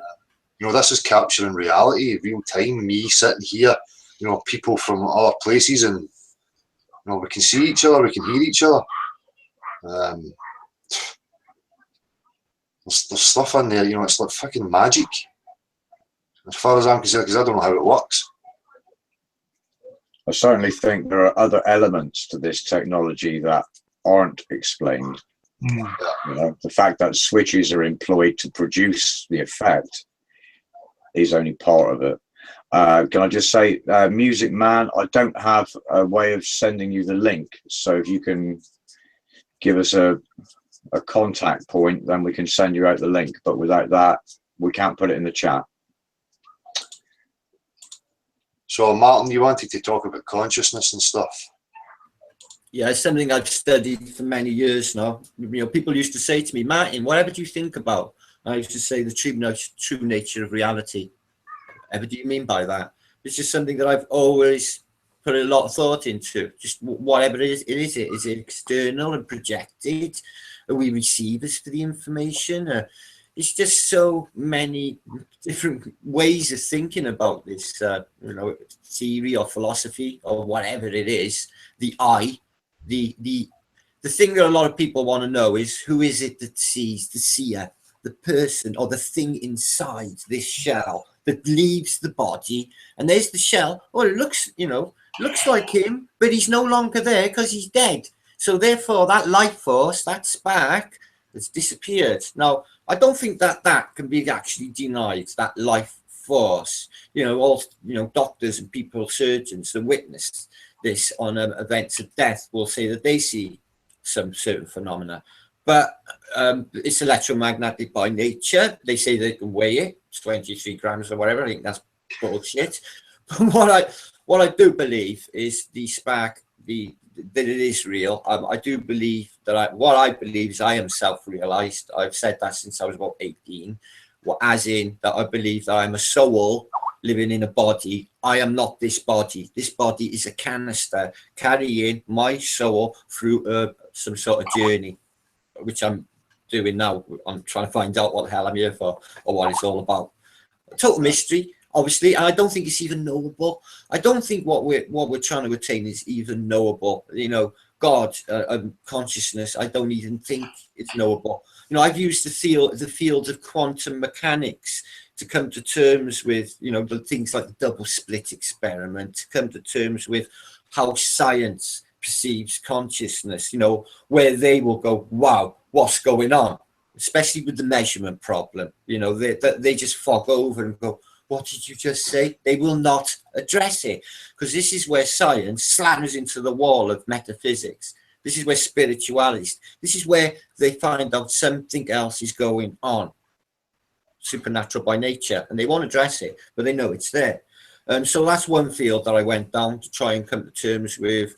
You know, I'm not the only one. I went down exactly the same road as the Dalai Lama, believe it or not, because he's been looking into quantum mechanics crossed with Buddhism, and the similarities overlapping are unbelievable. Quantum, you know, reality manifestation, quantum manifestation, exactly the same thing. Whereas our intent, positive intent, without doubt, will create our reality ahead of us in time. Could I take you back to the beginning, Martin, when you said eye? What do you mean by the Well, eye? the eye is the name for the eye, or the seer. St. Francis called it the seer. That's what when he was asked what was he meditating on, he wanted to perceive who is the one that sees. There's the eye is considered to the eye. How can I explain the eye? Could you try and explain to me what the isness, the isness, the oneness, the being, the act of just being in this presence at this moment and realizing yourself as a spirit is quite a profound experience when you get it. You get a little bit of a God buzz thing going on. You get a bit of like a God junkie. You can get like a buzz, a real buzz on this. I used to do it when I was younger, just experiencing that in itself. And what do you think creates the eye? See, this is it. It's, you know, it's either that, you know, the body is a process. There's two options. It's either the body is a process of consciousness, or your consciousness is created by the body. So no, I don't believe that the consciousness is a byproduct of mental processes. That is science's explanation, academia's explanation. It's materialism's explanation, Martin. That's materialism's explanation. I could never say that I know what's going on, but I've had some certain things in reality that don't make sense, that I can't really put into any. Just from my personal perspective, it could be just me batshit crazy, so I don't give it any credence. Okay, so but there are things in reality that don't fit with what they tell us. So that's what takes me down this path where I am now with flat Earth. Not consciousness is a biggie. It's something that is being untapped here. I think whether or not our brains are waking up, because everyone seems to be getting a damn sight more clever just lately, I've noticed, and it is accelerating. The chemtrailing, the government approved PSYOP crisis actor events that are happening, so bogus and crap on an increasing level. Now, you know, any one of us can pick them apart. They look so shit, but we all, you know, everyone else just believes it. So they just rub our faces in it and accelerate with it. So it leads me to think that, yeah, they're accelerating towards something. What it can be, I don't even know. But I believe that consciousness is something that they're hiding. I believe that our true connection with Mother Earth, or Gaia, if you want to call it, or the field of Earth. Mark, let me cut in there, because you've just said something. You've said something that triggered me the other day. Yeah, please. Somebody else said, and it's this Mother Earth, Gaia. The disconnect from who we truly are. That's what I believe. Yeah. Let me finish, Martin. Right. You know, Mother Earth, Gaia, these are assumptions saying that this is where we're supposed to be. This is the real natural world. And no, that's not what I'm suggesting. I'm suggesting that it's conscious. I'm suggesting the Earth we are on is a conscious being, as the same as maybe the sun, ourselves. I'm just saying that the Earth, the same as the grass, the plants, the trees, everything you perceive is consciousness. That includes the plane we're on. I don't know. That's like panpsychism, then. That's the kind of thing that you're saying. One way of looking at it, yeah. But yeah, I get you. I get you. So you think that consciousness is in everything?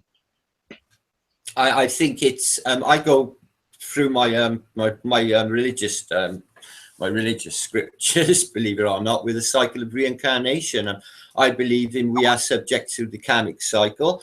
I believe that everything we do in this life we will atone for. I believe that everything in this learning curve, I believe that we can be a soldier, a monk, a warrior, all these different things in our lifetime. But at the end, we have to perceive our true oneness, our reality, which is not the body. That's evil. Then you're suggesting that we're subject to some automated higher power system. And for me, that's a disempowering that's a disempowering ideology, really, for me, Martin. It's Because so vast on a massive scale, like you wouldn't believe. Oh no, no, no! It's multi-dimensional. It's bigger than we can conceive. It's not small and encompassing. It's massive and beautiful. Just Right, even the karmic cycle. I don't want It's to. forever. I don't want to get into too many. I don't believe we die, go in the ground, and it's blackness in the end of. That is just bogus non-reality. That would not even be worth us going through this existence. What would be the point? Most people just got a drudgery life of dying fucking 70 or whatever after piss poor existences. That's But most Martin, people's reality. Martin, can you just hold back a wee minute, right? You know, there's loads of things in what you're saying, and one of them is, you know, is something that I've pondered. Like you say, oh, people live a shit reality, a shit existence. You know, this place is a shit existence. That there is no way to, you know, smooth this place over. At the end of the day, everything that's here is struggling to survive, and at the end of that, it dies. So, you know, I think there's, to look at this place as something special and adopt it as something special is something that I would be very wary of, and it's something that I don't commit to, because. So you think you're special because this is a creation, aka you're very special and not just. You know, my opinion of this right now is that it's a fucking abomination, and if I had the choice, I would pull the fucking plug on it. I would like to help if I could before the plug got pulled. I can see that being an inevitability to start again afresh. I can see that. But Martin, what's the I would nature like of to the help. place? But that's the thing. What is the actual fundamental nature of the place? I don't know. I see it as like a It's lesson. not very pretty. No, I know it is not, brother. Nobody's really nailed life, have they? No one. I'm just offering an opposition, Martin, because, you know, I hear, you know, people who, you know, want to make the most of it, because I think that's in our nature, you know, in mine as well, where, you know, oh, I want to make the most of it and make it better. But at the end of the day, I've got to come to a point and go, well, what is the actual reality that I'm in here? And I don't see it as like a wonderful, special thing. Obviously, I can take subjective things and say to myself, well, that's wonderful. I love my kids, and there's these aspects that, you know, I hold dear to me. But the overall view of the actual place where I'm and what it represents is, as I say, it's a fucking abomination in my part. I don't see it like that. I see there's two kids in the classroom. They go out in the schoolyards, right? And the teacher asks them what they got when they come back. Well, Johnny, what did you see? Well, nothing at all. Billy, what did you see? Oh, teacher, so much. There's one kid that don't see that much. There's one kid that can see a universe in the flower. That can see the beauty of everything. But Martin, some people are like that. You're talking about subjective things. I'm talking about the objective truth of the reality that we're actually in. Oh, yeah. Not what you take from it subjectively. I can take bits and pieces. I get that. Right, and hold them dear to me. But, you know, the fundamental truth, the actual objective reality that you're experiencing, is, for me, there's something stinking with it, you know, and I don't. Yeah, brother, it sucks. It sucks. Oh, the whole fucking thing. I didn't sign no contract at the beginning for this shit. That's for fucking sure. Bang on, bro. How do you know? Yeah. You know, there's these sort of things. You know, people get caught up in this spiritual thing that we're here to learn, and, you know, there's this progressive thing that's going on, and none of that really adds up for me either. There's loads of things in there that I'd like to question. Have we got somebody else here? Sorry for being ignorant. Ali's just popped in. I'd just like to add before Ali says hello. Even if we're not here to learn, dude, I'm going to take the opportunity. Yeah, me too. I learn off one another. I find that's good what we're doing is learning off one another. You know, all good heads together, innit? It's the way to go forward. That's what I learned. You know, my culture's fucking bollocks. The reality of the situation is this. You know, I don't see. You know, once you get past the learning curve of your culture, which is just a fake construct anyway. You know, what is the relevance to that in the bigger picture if people are talking about, you know, dimensions and souls and spirits? What's the linkage to these other dimensions? What is the significance of this place to that? You know, that's where I have a problem. Like, it's something that's going to, you know, you're going to carry on. It's a progressive learning thing. I just don't get that. You know, that's there isn't really driving force for the whole thing. It is. You know, I've even pondered as I says to John, and we spoke about that before, what if the problem is that we are actually thinking and being aware of the I? You know, what if that's what's causing the fucking issue? You know? Yeah, that's one theory. Especially with the argument with the psyche, and the psyche not actually being our friends for most of the time, which is a really unusual thing because it's our own subconscious. Yet it's arguing all the time with our, you know, our rational side, saying, "No, that's just silly shit." You know, we all went through it with the coming to you know, flat Earth reality argument with our own minds. Now it's at rest for me. I haven't got the argument no more.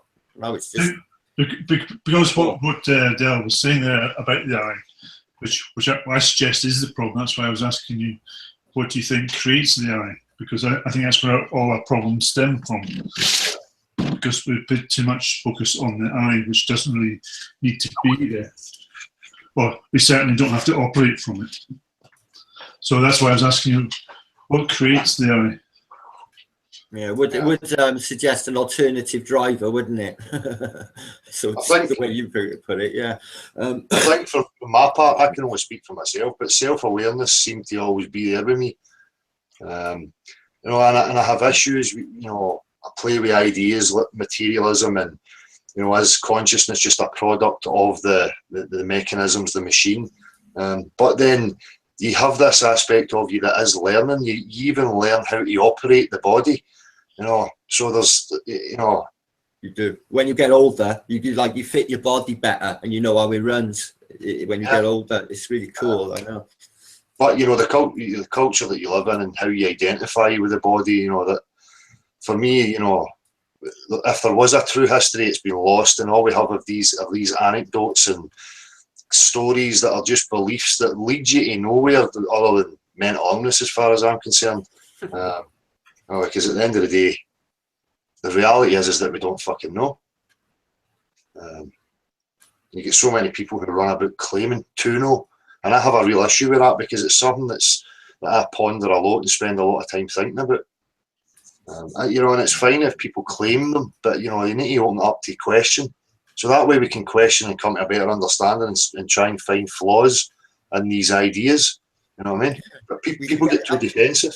Answer. You're right. That's the way to get a decent answer. Yeah. Somebody looked at it objectively by it all. Yeah. Independent thinking is not an easy art, you know, I'm finding. You've got to keep harping back to them all the time. And so as I say, you know, the objective reality is what it is. So what you know, what is it that we value here? What is it that we value and take that is important? Do you know what I mean? Our families. Yeah. Our brother man. What creates the... What's that? Suggest an alternative drive. Sorry, John, what were you saying? He said, John. what creates the I, he said. What creates the I? Yeah, well, I would say God. Not I think there's a difference. That I think self-awareness was there for me. The I, you could talk about, you know, you could start to create as your family starts to label you and project how they see you. You might start forming an ego, a false part of yourself. But I think self-awareness is a separate issue. And that's the whole thing in the philosophy of mind-body. It's the qualia. It's why do we even have that quality of experience? Why are we even aware of that in the first place? Yeah. And as you say, you know, it's a question that nobody has an answer for. Doesn't matter how clever they want to make themselves out to be, you know, that nobody knows. No, I know you looked into these things. I can see that. You've given it some thought. Yeah, me too. I just looked at it from a different, you know, avenue. You know, my path was just different for other people. But I just understood the you know, it's like that there's only two things could be happening. You know, this is all a process of consciousness, or consciousness is a process of matter, you know, and there has to be some sort of naturalistic explanation for how all that came to be. You know, that's why they come up with all these ridiculous things like Big Bangs and, you know, trying to exclude mind or intent for the equation. Yeah. You know, people said that they were trying to hide God, but for me, it's no. They're trying to discourage, you know, the idea of design, rather than God. But that's a whole other issue for people. No, I can't get on board with that either. This singular God fucking running everything. No, something good this year. Yeah, That's for sure. but it's the ideas that people are limited in their ideas about how this could have came to be and what it could be about. You know? I don't see why it always has to Your fall. holodeck. Your holodeck on the spaceship. Aye. It could be. I've said that before. You know, this could just be a technology. If we are part of the eternal realms and it's eternity, you know, this could just be a fucking toy. You know, that things could be. You know, things will be way more advanced than we can possibly imagine right now. So. Yeah, quantum computers. Imagine if they actually come into reality. If they have built them, they're using them. But if they don't, they will one day. That'll be interesting. Yeah. Things will change then. Reality and the information technology, the whole arena will change. Yeah. So, John, what does anybody else think creates the eye? You know, consciousness. Anybody else get in to say? Ali, how you doing? You need to unmute yourself, Ali. No, all right, Dale, how you doing? How you doing, bud? You caught me off guard, Dale. Hi, brother. How you doing? All right, John. Along the lines of, How you doing, Martin? I was thinking along the lines of thoughts. You know, I think I'm saying Matrix, yeah. something else about what comes first, thought or. All right, bud. Can you hear me? No. Sorry, John. It's just people are just saying hello to each other there. Just Oh, right, yeah. Sorry. I just think that with the ego, you know, creating the I through thoughts. I mean, I think thought creates the thinker. I was having a talk with Ali about this. Which comes first, the thought or the thinker? And most people think it's the thinker, but I think it's the other way around, where thought creates our ego, creates our identity, and we operate from that rather than letting that go. And Did you know? Moment without thoughts.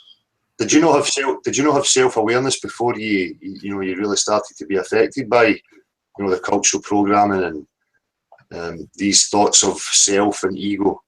Did you not have self-awareness before that? I think self-awareness is always there, but I think it's the thoughts that dictate how we're going to be. And we can watch our thoughts come in and watch them go out, or we can own them and let us act on our thoughts. Like I think we all agree with the social conditioning and how we've been socially conditioned to believe in space and distant planets. But are they our thoughts, or they have been implanted into us through social conditioning? You have to ask yourself, is that your thought, or is that social construct?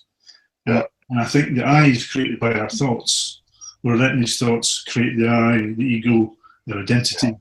And then I become the I. Then I get offended if you say something about the image about me, but that's not real. That's a thought, And I think our thoughts, we shouldn't let our thoughts dictate how we are, because we're not our thoughts. They're not us.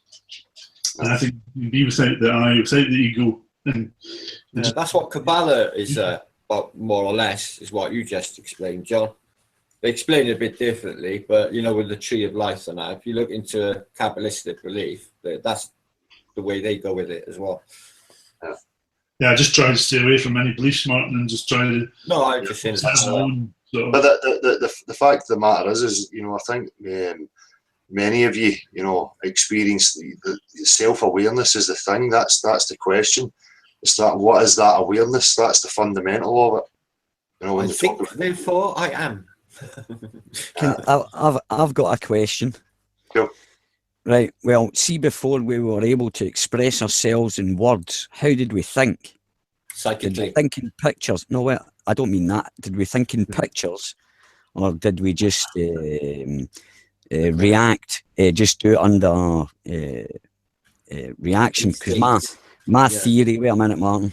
My theory is that that's when evil began. Is when we began to talk, and I'm trying to work out where we got the, why is a cup called a cup, or them type of things. And I think that was when it went. a bit I array. think I agree with you, Ali. I agree with you, mate, because you know, people focus too much literally on the words and you know what people are saying, and by that, when we start to identify by looking at the language and trying to understand the noises, we lose touch with reading intent, you know, Yep. body language, Absolutely. you know, eye contact. You start to lose a lot of these skills when you're focused solely on just, you know, the spoken word. Thinking in words. Yeah, That's what happens when you start thinking in words instead of using, you know, what you said there, the body language, the yeah, movement and stuff like that. You know, what do you call it? Our gut feeling, or whatever you want to call it. You're also acting from memory because words is memory, so you're not actually looking at what's in the present. You're actually looking through memory. Well, that's a good point. You're using old words that already exist in the past, which is dead. So, Yeah, they were given to us by people probably. Well, the first guy that wanted to con someone, you know, the first con was with the words. I believe that's where evil started. That's where evil intents. Well, no, I can't say that's a bit stupid, but I believe that's where it was a lot easier for people to convince other people, lead them into other directions, mislead them and such things, because you do it through the television, with radio, absolutely everything. You know, every type of media at schools, to our kids at schools, they even teach them how to do it at school. You know, that's social conditioning, isn't it? But if you tell the child the name of that bird, they'll never see it again because it will look from memory. Because then you say, look, that's a seagull, and they'll automatically go, oh, I know what a seagull looks like. So they won't see the individual differences. yeah, rather than just experiencing things, they're labelling them and Yes. yeah. As soon as you label them, you're looking for memory. So rather than that thought coming in, you should be able to be observed without the naming, without the labelling of it. Because you're not in the moment, and we're not 100% aware, are we? If we're using language from old. Evening all. how you doing? Hi guys. Good evening. Music man. Yeah, my name's David from Cardiff. How you Hi, doing, Dave? David. Alan. Well, yeah, on the current subject, I think we're all probably more of a product of our environment than we actually think we are. As Yeah, I'll in, go with that. like, if you look at the study of epigenetics, and a person called Rupert Sheldrake at the moment, he's turning around the fundamental understanding of science as we know it. Yeah. What is he actually saying? What is it actually? Because I've heard his name, but I don't really know much about him. You should check out Rupert Sheldrake's band TED Talk. He basically lists. Oh, when he went on about light or something, I seen that bit, but I was wondering what he was actually pushing. Well, he's Well, it was actually all right. he's highlighting that, you know, science is based from philosophical materialism, and that's the stance that it bases everything from. So it tries to ignore certain things that don't fit with it. But he highlights them well. I think he lists 10 or 12. But Rupert Sheldrake is also involved in a lot of the telepathic stuff. I think he done studies with animals, you know, dogs and animals knowing when their owners were coming home. He's involved with a few things like that. He's also involved with Richard Penrose and a guy called Richard Hameroff or David Hameroff, can't remember. I done it in a video previously. He's an interesting guy, Ali. Right. As I say, I seen that talk that he did about the speed of light. I found that quite interesting. See that Richard Penrose, wasn't he something to do with? Wasn't he with Stephen Hawkins? Didn't he write a paper with Stephen Hawkins? Involved with them all. That's Roger Penrose, that is. Roger, aye. Sir Roger Penrose, or Richard Penrose, Roger. Who was that? The guy that done the paper with Hawkins?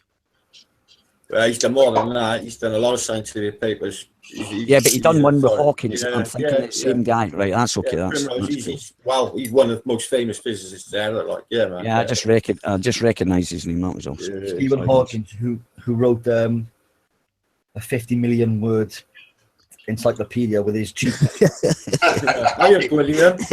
With his eyebrows. Oh, he's around. He done it with his eyebrows, man. Don't be cruel, man. It's just pointing out the obvious. Yeah, right, well, whatever. Well, it doesn't matter about that. The thing is that can never be proven, but it's quite a strange, but it's still quite a strange thing how he is the longest. There's a short documentary on YouTube, and they're interviewing his carer. It's like a 17-year-old YTS nurse feeding him beans on toast. And they say this guy's the best genius on earth, and he's being cared for by a woman who can cook beans on toast.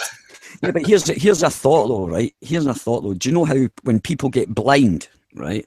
Their senses get better, right? Well, he's lost all his motor movements. He can't do nothing. I'm not sticking up for the guy because I find it very strange as well. But couldn't that also be a possibility that he is quite an intelligent dude? Can he be that intelligent? Book of records, isn't he, for surviving? I don't know, but did you see that thing he done with the laser? He done that that was so dishonest what he done with that laser. That was disgusting. The laser test over the river. That was absolutely disgusting. And there's a guy that's meant to have the biggest brain, or and he's trying to tell. That's just How can he be that? How can he be that clever? How can he be that clever when if you're trying to use a laser to see if something's level or flat, you use the fucking water. So he's not that clever. No, that's it. Yeah, I know. Well, if you've seen that video of it, that was a pure con. That was disgusting. I think that guy Jaron, he done a video. Someone done a video on it anyway, and it was. I mean, what are these people up to? I mean, that's criminal. That has to be criminal. That's damaging people. That's causing harm to people. That must be criminal. It was definitely blatant, wasn't it? People. That was disgusting. There's the evidence. If you want the evidence, the observable evidence, you can take that to court. There's no circumstance about it. They were totally lying about that. Yeah. That's the kind of things that should be attacking. That's criminal, as I say, because that's harm. Sorry. Sorry, Ali. That Hawking experiment with the laser, it was a complete joke. This whole year I've done maybe like 50 curvature experiments, filming boats and all this stuff, right? Like doing the Bedford-Levitt experiment, but across the sea and so on. And the majority of the time I'm seeing a lack of curvature. But sometimes you do see something more, there's more curvature than there should be when I'm filming some stuff. And this is due to refraction. And the thing about the Stephen Hawking laser experiment is he came up with 24 feet missing over 6 miles, which is the exact amount, and I have not seen that in all of my experiments. Never have I come up with the exact amount of missing curvature. Good point. Wow. Yeah. But did people agree or disagree with me when I say, is the water a more accurate measuring tool than the laser? Well, yeah, I believe so because I work with it, so I'll agree with you there. Always finds its level. Oh, it's a fundamental fact of reality. Well, I'm a carpenter, so before carpenters used spirit bubbles in a level, they used water. They would use a hose pipe, or even to set a level around the corner. They still use water now. Yeah, because it's the most easiest and the quickest. It's the easiest and the quickest way to do it. The most accurate. Yep. So, that's susceptible to light refraction. A laser is susceptible to light refraction. Yeah. What do you think about theodolites then, and the fact that they measure arc minutes? Because having studied architecture myself, that's one thing which I find hard to get over.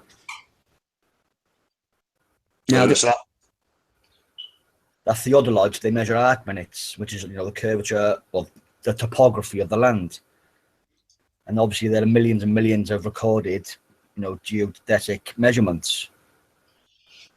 So is the theodolite itself just fraudulent, or is the programming or the the teaching of the people who use it, is that flawed? I don't know. I mean, yeah. Sorry, no, go ahead. Sorry, Ben, on you go, mate. Well, the theodolite, used by these surveyors and that, and has a limited range of accuracy up to about a mile, so I've heard. Anything beyond that, then you're encountering things like light refraction and perspective kind of distortions.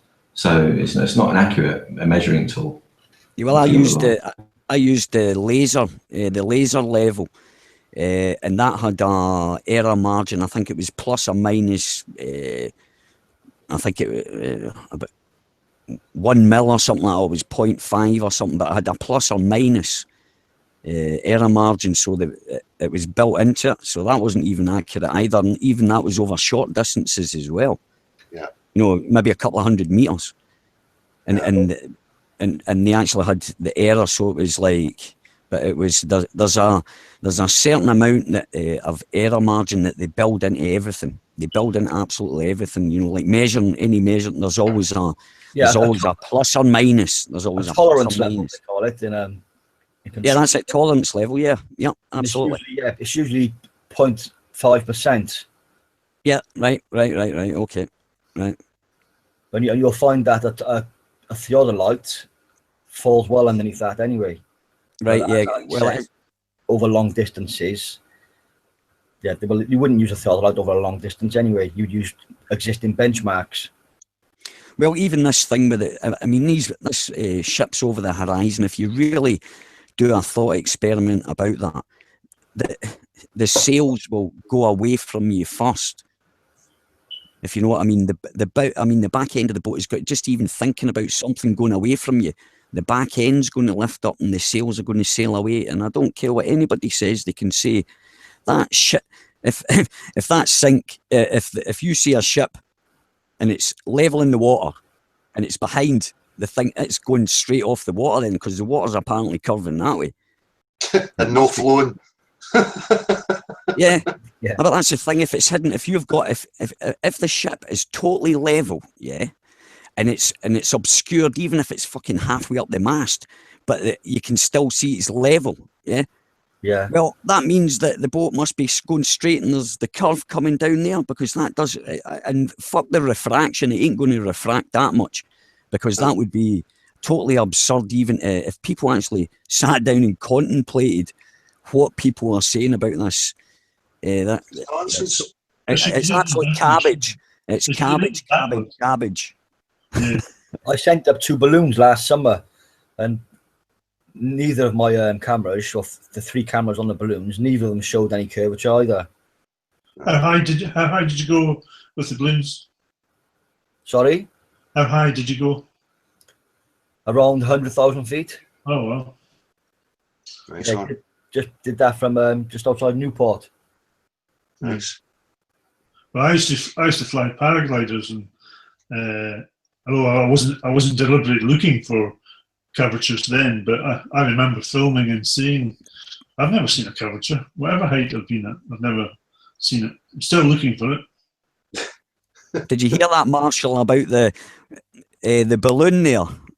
That's a nice height to be going up, huh? Yeah, sorry, I'd be interested in seeing any photo. Have you got any pictures available, Dave? Yeah, I've got it on camera. I can Ben's got a. Oh, I've seen it all, the footage. It exists. It's true. Ben's got a drone. You've got a drone, Ben, haven't you?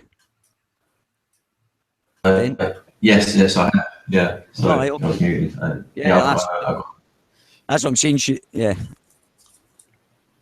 I've been doing some experiments with it. Yeah, I've seen the footage. Amazing, man. Nicely done. Yeah. Thanks, man. Yeah, it's a great. Yeah, proper. I like it. I think my mate's got. Is it not a Phantom? What are they called? Yeah, my one's a DJI Phantom. All right, that's the one he's got. It cost him, I think it was 10,000 kronas, £1,000 it cost him. Right, and, and Is he's that a one ball. you strap to your back and just run across the field? So that would be good. Dave, sorry, is that right? Aye. Yeah. Have you got a channel with the footage and stuff on it? No, I did have another channel. It was all sorry, what's- but I've deleted all that channel because I lost 2 jobs because of my flat earth interests. So I just did it all. I've seen the footage when you showed me when you was setting it all up and shit. And that, didn't I, Will? I've seen the film. So yeah. Did you not release it? Did you not release it to anybody else to upload? No. No.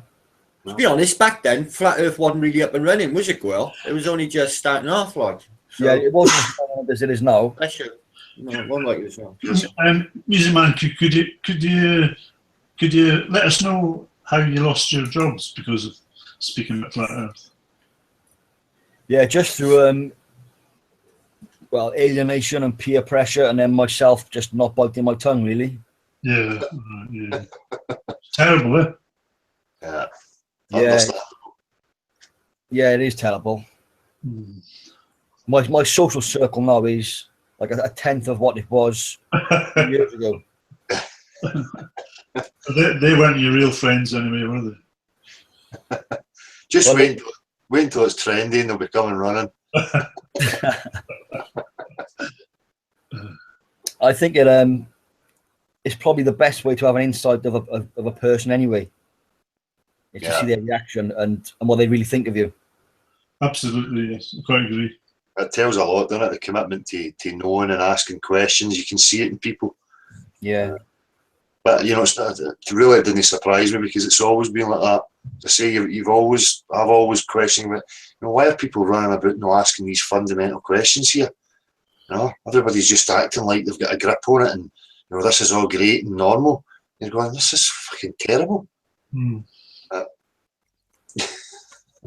So hopefully one day it'll be trendy, man, and it'll be coming out the woodwork to be your pal.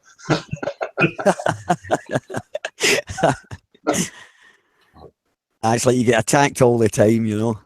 And it's like when people, it's like what you said, people think they know it. They're like, see, and you're talking rubbish, but they haven't got anything better to offer. At least we are, as you say, exploring things. And I mean, this is a great wee panel here with everybody on, getting to say their wee piece and giving suggestions and stuff like that. So it's good. The more people that take part, because they say the many is in our own circles. You know, people, you know, think they know you, so they're not going to take a listen to, you know, your point of view. But if it's coming from a different personality or somebody out with their circles, you know, they're more likely going to listen or take it in. You know, because exactly. The more the merrier. Where do you sat absolutely. now? Is that a man cave or at the back in the shed? It is, mate. It's a man cave. It's my escape. I take it yours is insulated then. Aye. Yeah. Yeah. No, it's just that. I'm getting you a present. What's that? I'm getting you a present. I'm getting you a present, mate. What's that that? background's. No, a satellite. You bastards, man! I get fuck. Leave me alone now, man. Leave me to my satellites and my ISS, right? I think you're in the shed as well, aren't you? Not yet. I'm not. I'm actually. I'm in my mate. Just probably about, you know, when this is finished, I'll be in my shed sleeping. So. Well, believe it. You know. So. The earth is a shed. I was talking about satellites. Sorry. I was looking into doing a crowdfunder last year into I found a company called Interorbital Satellites, and they claim that for as little as $5,000 they will launch a satellite for you, which also contains instrumentation which will provide live video feed. So I thought surely within the flat Earth movement there'll be enough people to get together, you know, $5,000. Yeah. Yeah, but people just say it's CGI. Yeah, so you know what I mean? They could just stick it and plug it into a computer program and fucking run it, and there you go. You've got your Google Balloon. Give it, you know, they'll probably buy the footage off Google Balloon in packages, depending how many people buy the package. Yeah, I just thought they could do that. But obviously, before I set up the crowdfunding page, I did a bit of research into this Interorbital company, and I did some correspondence with them. And I ended up telling them I had 10,000 British pounds, which is obviously like about 15,000 US dollars. They just weren't interested. It just turned out that their company is a complete fraud. Anyhow, I went. They have a list of like over 50 people or institutions which they said they've launched satellites for. I contacted every single one of them, and they all responded saying they've not even heard of the company. Well, check out. Can you check out? What I usually do is I always look at the board of directors, find out who they are. Yeah. Yeah, I did, yeah. Yep. What about their financial records? Is it an American company? American, yeah. It's owned by a couple, Rod and Megan Milleron. All right. Well, what you do is go to the United States Security Commissions, right? Yeah. And type in, do a search on their name, and you'll find out if the company's had any dealings with well, you'll find out about them. It's the company is like well publicized across the world. They've been on like the front covers of magazines and stuff, on Nexus, on the front cover of Nexus, claiming to have launched these rockets and stuff. But as soon as you instigate some commercial proceedings with them, it's all bullshit. Well, that's what I'm saying. Follow the money. Find out if they actually get government grants, right? Because most of the companies, I went down your line and I went and I ended up finding a company that got $50 million contract, right? And it was it went to a post box in Alaska, right? And there was no chief executives. They were advertised on Bloomberg, right? Because that's also a good source to find out if companies are trading. But as I say, I took it as far as the post box thing, and I thought, fuck that. You know what I mean? If they're getting $50 million, it's getting sent to a post box. I'll walk away, and that's what I've done. But as I say, it's up to yourself. You can go down and you'll go into some very strange places, man. Yeah, I might think of starting my own satellite company then. I knew I was in the wrong game. Exactly. Classic, man. And just do the like fire with fire, isn't it? Yeah, well, feed into the live feed of the ISS, mate. Hey, you know what I mean? You've got the money there. You can do it via the internet. Keep a 24-hour hangout going, and just feed it to your customers. Yeah. Bit of dry ice in the back. Wrong job done. There you go. Now you're talking. Now you're there. You are. Now we're getting some. Now we're getting together. My brother's got a party company, so we've got all the bells and whistles and the lights and stuff. Oh, yeah, I like little light show going on. Aye, good stuff. Yeah. On the subject of these phantom aerospace companies, I think I'm right in saying that Rob Bassano was following this sort of line of inquiry, and he was coming up against the same thing. These companies had structure, but no substance behind them. And when he tried, when he was inquiring about actuating their services, that the whole thing started to break down, and they didn't want to communicate with him any further, or they had to go on to explain that they were a startup company and weren't actually in production of any satellite or anything at present. Yeah. I think maybe it's worth dropping back and looking at some of the interviews that he attended. There was one posted yesterday on that very subject. Oh, was there really? Mike? Yeah, but not on Robert Bassano's channel. It was on somebody else's. I listened to it. Oh, Robert, link me up to. Yeah, I got to go back from the history. I will. I listened to it. I was wondering if it was old stuff, but it seems to be updated. So even stuff is equally valid, though, isn't it? Yeah, well, very. Yeah. Yeah, because he was. Sorry, Ali, you're breaking up, mate. Oh, sorry. Okay, now. Yeah, I can hear you now. Oh, yeah, that's no, it was because I keep switching the mic off from here. No, what it was is he's phoned up universities. He done some really good phone calls, and I mean the guy. I think he phoned up NASA and started talking about. He does one with the Hubble telescope, and he actually said to the guy. Well, so according to that, with Kepler's law, the Hubble telescope seems to be about 1,000 meters underneath the Pacific Ocean. And the guy turned around and said, That sounds I know. about right. No, he blew the guy's mind, is what he done. The guy Well, he left did, that and- phone call really scratching his head, wondering, And he- hang on a minute. And he was really good at it. You know, he was really good, very professional. And he was say he jumps in with I'm studying, I'm on a physics course and blah blah this and that, and I've got some questions. You know, he was phoning up astrophysicists and all really that. clever how he guessed to break them down to give And him good answers. Then his videos just stopped about, I don't know, 6 months ago. Or Yeah. about nearly 6 months ago, or maybe. Yeah, you know, it was in the middle of summer. I spoke to him the week he packed it in. He had enough, yeah. Yeah. Oh, was he? Aye, right, okay. Is that what happened? Just packed it in? I'd pack it in for, I reckon, for, I don't know, 50 grand would pay me off. When he didn't sell his channel. No. No, I'd mistake miss the community, man. Yeah, you would. You could just set up a new Google account, wouldn't you? Go on, go. That's it. Yeah, I think No, as I further was to saying, that, Bill, further to that with Pisano's NASA degree, I think it was the deputy director of operations for Hubble. I think so, yeah. He had never seen it. He'd never That's seen, right. never seen it in the flesh. He'd never seen it in any video. That apparently, in all the service missions, there was never any video feed of the service missions, which the guy up to that point hadn't even questioned why he hadn't seen it. Or know anybody that has. I don't know if it has. He was 20 years in the job. I think Rob blew his mind, didn't he? Yeah.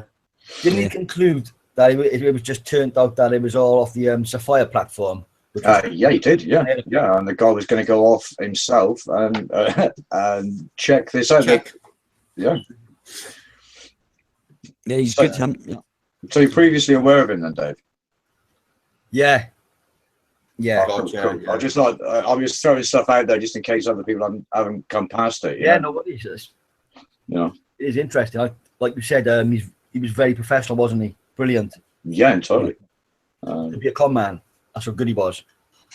Yeah, well, I mean, yeah. I've got to take some things at face value, I suppose. Yeah.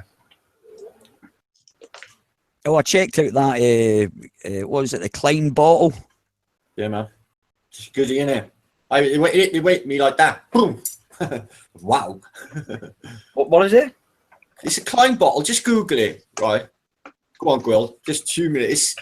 And think of some shape that is not a ball. What it could be. What a Klein bottle? Klein, yeah, like Klein underpants, like Kelvin Klein. Oh, okay. Well, Yeah. Okay. So how's your week been, Dale? My Calvin Kleins, they all have different spelling on them. So how's your week been then, Dale? Dale, how's your week been, mate? How's your week been then? Just the usual, mate. A Klein bottle? Usual stuffs. Same things on my mind. Where do we live? You know, what's this all about? Yeah, it was interesting that take you had on the consciousness as well. You know, I think it's like I think that's just a big distraction to what you said. It's like it's just going to keep you going further and further. And I don't think it's really the effort that you would put into that going down there. You're actually neglecting yourself. Yeah, I think for me, it's I've pondered it enough. You understand now that. You don't have to ponder it. You've experienced the experience of consciousness. It takes no pondering at all. No, yeah, but it's when you come to the questions of the fundamentals: who are we, why are we here, blah blah blah. I'm past pondering. I understand now that if we were to see exactly where we were, that would maybe take us a whole step closer to knowing who we are. Yeah, find Picard's records of what he's seen when he was up there. On picture, maybe. Like a photograph would have been nice. Ali, you're right. They take you down these avenues of self-exploration is good until you understand, the cultural programming and, how thoughts are affecting your mind and stuff. But, that gets to a point where it's like, right, what's next? Yeah. I'm thinking people are mistaken. I think people are mistaking an awareness, right? It's just a feeling of, religious is like an epiphany. It's a moment of realization or whatever for a religious experience. I just think it's just, you've got it kind of thing, and your body's reacting, your body's telling you, yeah, you know, it's telling you you've experienced it. It's making you, be aware that you have just become aware of something. And I think people are being told that's a religious experience when it's not. It's just... No, I think this, there's a lot of focus on spending time internally. Again, for me, it's a trap to stop the actual objective exploration, because I think, going and studying that and finding what's really there can maybe link you even deeper internally. It's just at that point where there's that missing piece. Yeah, absolutely. It's like you're shackled, you get shackled. Oh yeah, go and give us a smoke then. I hear what you're both saying, but I think... Oh, right. Unless we can really understand ourselves, then... I've got to move for a smoke here, sorry. I think unless we can really understand ourselves, how do we know what we know is true, unless we really understand our own thinking, our own mind? Yeah, so that's the internal journey for me. That's the point that I'm at. Obviously there's different things you can learn about reality and different things, but as who we are is fundamental, what we are, where we came from. I think the next part for that for me is the discovery of the actual objective reality that we're living in. Do you think we could do that at the same time though? No, but people need that internal journey first in order to get to that point. I think, just as you're saying, people are at varying levels of awareness and experience. So that's just where I am. I think it depends. I think we can't really measure that self-awareness. I mean, I'm sure a lot of people will say we're going down a rabbit hole and we're being deceived by a psyop, and I think we could point our fingers to people who are getting involved in cults, and they think they've got the truth, and we'll be saying, "Oh no, you're into Jehovah's Witnesses and so forth." The whole point of this thing is just to say, look, it's all right to say we don't know. Yeah, I think we've admitted that, yes. And the rest of it's just pondering ideas and philosophies. How come there's no Africans? Sorry. Whoever's trying to speak, the signal's gone. Sorry, that was me. That was me. I was just telling. Can you hear me? Yeah. I was just saying to my mate there. I said, oh, I'm online with 3 Scotsmen, 2 Welshmen, and 2 Englishmen, and I was just realised we're all from the British Isles. That's true. Oh, I don't know whether that's a good sign or not. Welsh are the hardest. Do you know where Trefford is? Do you know where Trefford is, Martin? Trefford, it's just down past Carnarvon. Yeah, of course. Yes, right. I was down there at my uncle's wedding, down the little village Trefford, and I swear I fell in love with the Welsh. It was the first time I'd been to Wales. Same up in Scotland, I goes up there, mate. I wore my kilt. I wore my kilt to the wedding. I was only 18-year-old, and I wore my kilt to the wedding, and they were all wanting to know what was underneath it, Dale. Trust me, Welsh women. Yeah, I bet they love you, brother. I bet they love the Scottish Welsh women. My sister's like this. When he comes down here on the rugby, when he plays Wales, she's straight into fucking town. I like the Welsh. I do like the Welsh. I like the Irish. I like, and me too. I love the Irish too. The only bad Englishmen I've met actually is the ones that are like from the Londoners. The ones that live right in London, right inside the like the East End and places like that. They've got an awful attitude in the home, like the home counties, the ones that live out in the countryside. Yeah, honestly, they're so. They are. Can you tell me where King's Cross Station is? Do you want your face pushed in? Yeah, I know. It is a shit. No, it's not as bad as that, but I'm just saying, like, their attitude regarding going abroad and interacting with other people, they think that when they go abroad, people should bow down, not bow down, but they should have their bacon and eggs, cups of tea and stuff like that, without at least trying like the local. Yeah, they take the nationalism with them. Yeah. That's a bit. And now the Scottish people have started doing that as well, and it's been going on for quite. I mean, we've slowly but surely the Scottish people, thank you, have been losing their reputation. I remember in the 70s and 80s. I mean, we were welcome all over the world and stuff like that. But slowly but surely, I'm seeing news reports. We're being violent there and. Well, going back to the colonial times. Yeah, but I don't know what's happened to the Scottish people as a race that we've ended up.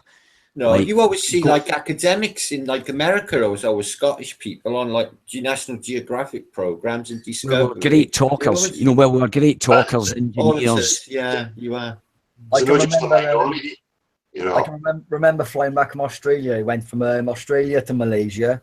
Pleasant journey, pleasant people. From Malaysia to Dubai, same again, pleasant people, pleasant journey.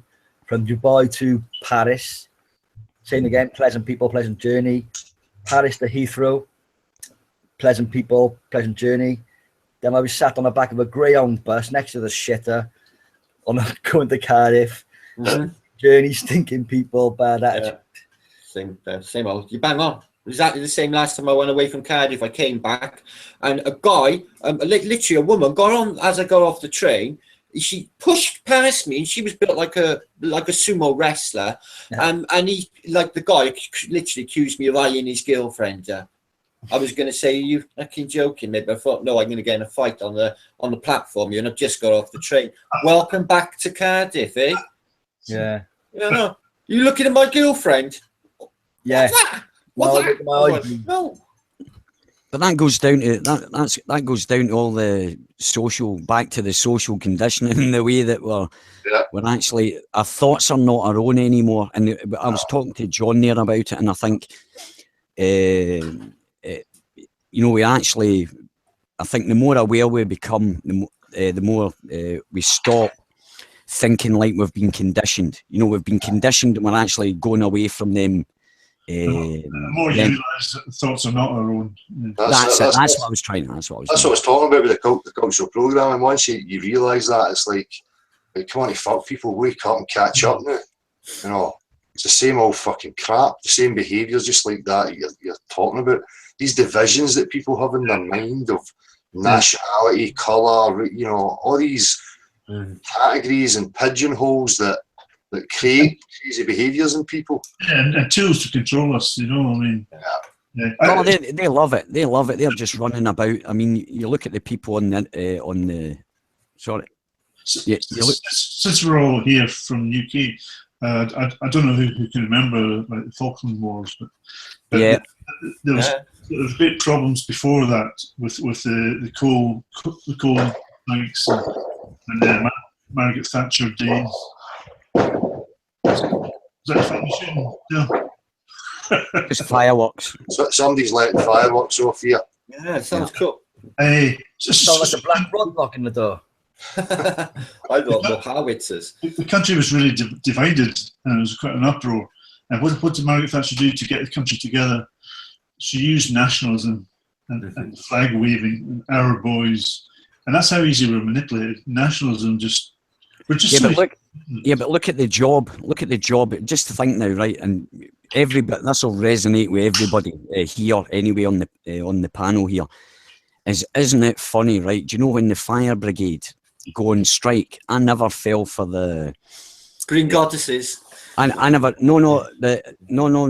When the fire brigade goes on strike, even now to this very, very day, right? When they go on strike, there's a campaign to vilify these people. And see the amount of people that fall for it. It's unbelievable. These guys are running into, and the nurses as well, right? And see how, and this is the upsetting thing about it is, and it's so easy how the majority of people just batter in there, man. And they agree. I'm looking at people, friends of mine, and I'm going, these guys are running into fires while everybody else is running out the way, and you're bitching about because they work 3 days a week and they work a bit on the side. I was like, come on, man. You know, and these are intelligent people, friends of mine, and they fall for it every time. The nurses as well. Ever since I was a kid, I was like, why are you moaning about them? Why the nurses suddenly? And it's on the news, you know, the doctors are going to, the student doctors are, it's like pure fear porn. Isn't that classic social conditioning, though? Yeah, well, it is.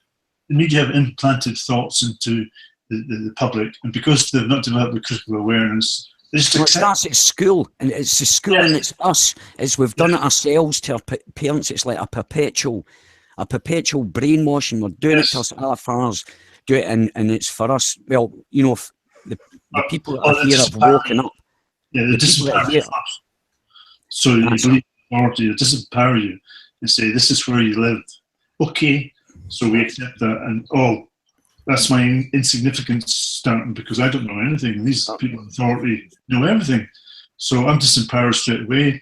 So I'll start believing everything I'm told through the media, through education. It's implanted well before that, the hierarchical structure in the family, and the dominant one, what he says, you know, so you're already susceptible to that kind of mind frame. Yes, it is. Yeah, but I think the father should be the dominant. The woman should look after the house, the finances. But there's a difference. There's a difference between healthy dominance and, you know, but some of the I mean the healthy dominance.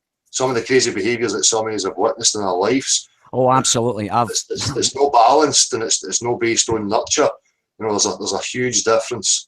Yeah, but I look at my father himself. He was, you know, he had it a wee bit rough, and he was an angry man, and he was angry through my childhood or whatever. But that's, you know, that taught me another way of being. You know, that or whatever. He wasn't, you know, mad violent. I've never seen him hit my mother or any. He never drank or anything. He just had it hard.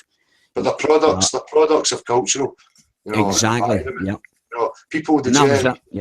Generations going by, any generation that didn't have a foundation, a fundamental of knowing where they were and who they are, you know, they're all subject and victim of cultural programming and ideology. Yep, and I think we're going to be, or the people that are awake now, it's just unfortunate they're not all the same age, you know, and I've got, because it's for us to educate our own kids. We can't educate the other kids, but because the next generation that come up are the people that's going to be doing our jobs, kind of thing. And we've got to teach these people, our kids, just to turn their back on it, show them another way. It's not about going and demonstrating and shit like that, because that doesn't work. Revolutions don't work. The best thing to do is turn your back on them and ignore them. Just find ways, like feed yourself, feed your neighbour, do a little job there, and that just snowballs. As I've told you guys, I've got my little project next year, right? And I'm putting myself wholeheartedly into it, and we'll see if it works. But as I say, I think that's the way to do it: is turn your back on them, you know, and learn a bit about the law, learn how to protect, teach your kids the law, and you know, you're wasting your time running about trying to convert people. You know, I don't mean you're wasting your time as such, but your energy should be focused on yourself and your family, because, or you can take the abuse that's directed at you if you're strong enough, then go for it. Like myself, I don't really mind anything, but I wouldn't advise people to take these people trolls on, or just a matter of, you know, planting seeds wherever you can. You know, you can only encourage critical thought. What are we educating anybody on? You know, skills that, you know, you require, like, you know, building, carpentry, you know, these things. But, you know, what else are you teaching them? You know, you're not telling them anything about critical thought, who they are, you know, where they are, what is reality. None of that stuff's getting looked at. Yeah, exactly. Why don't they teach that in school? Well, they teach it in Denmark. I think I mentioned earlier on. My daughter came up to me, 10-year-old, and started discussing theology with me. Oh, wow. About similar, you know, in a low level. Does the majority of Denmark believe they live in a globe? Well, wait a minute, Henry. Do you believe you live in a globe? What's the shape of the earth? Well, it's definitely looking more like a pizza than anything else. Did you hear that? Sorry, what was that? He said it certainly looks more like a pizza than anything else. So it's flat. I told my mate Fleming there. I said, by the way, I says, there's flat, mate, and he goes like, yeah, but then he came back to me 5 minutes later. He watched one thing and he goes, "Yep, the Earth's flat," and he's quite happy telling people. No, out in public, no so they did. That's a testimony that they did teach critical thought in Denmark. Then. Yeah, exactly. There you are, nice one. Yeah, I do go on a bit, you know. Capitalists want us to believe the lie so they can keep the capital. That's why. Yeah, there you go. There you go. He's just saying they're capitalists. One must believe the But he doesn't understand true capitalism. I'm a capitalist, right? But I'm not in crony capitalism. You know, the minute my business causes harm to another person, then I'm doing someone bad. That's the end of story. No, I don't owe nobody nothing. I owe nobody absolutely nothing apart from I have to behave honourably when interacting with other human beings, man. That's what I learned. That's what I know. I'm trying to teach my kids that. It's a battle, trust me. Even though I talk to them all the time, the school's got them for 8 hours a day, man. Yeah. You know, it's a loot. You don't. Some of the stuff that they do in these schools in Denmark, because this is a special little place, even though they are intelligent, but some of it's strange education. You know, very, very strange. Some very strange. Yeah, they get them to discuss. For example.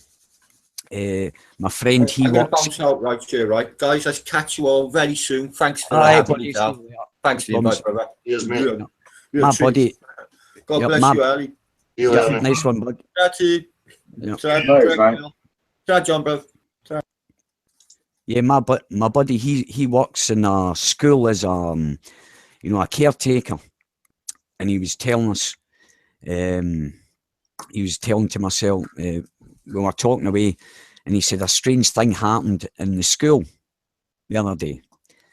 He said this one teacher got all the teachers, it's a big school, got all the teachers together in the gymnasium, and he started bollocking them out because he got, the teachers were teaching them something about Facebook, and they were actually saying there was a meme on Facebook. The teachers were actually getting these kids interacting with Facebook to do certain things, and this one teacher said, "What the f are you doing, man?" And really went into them, and a couple of them went, real, because my mate Daniel, he was in the place at the time. He says a few of them, you could actually see their faces were shocked because of the fact that they never realised what they were actually doing until that guy really, he was just a teacher the same as them, but he got a hold of them and just went like this. A few of them got it, others.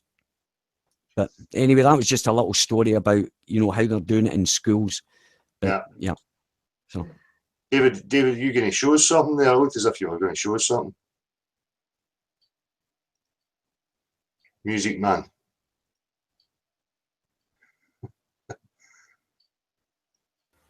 Sorry, I had myself on mute. I thought you were giving us a demonstration or something there. No, I was just making a cup of tea and feeding the dog. All right. Thought we were getting a live experiment.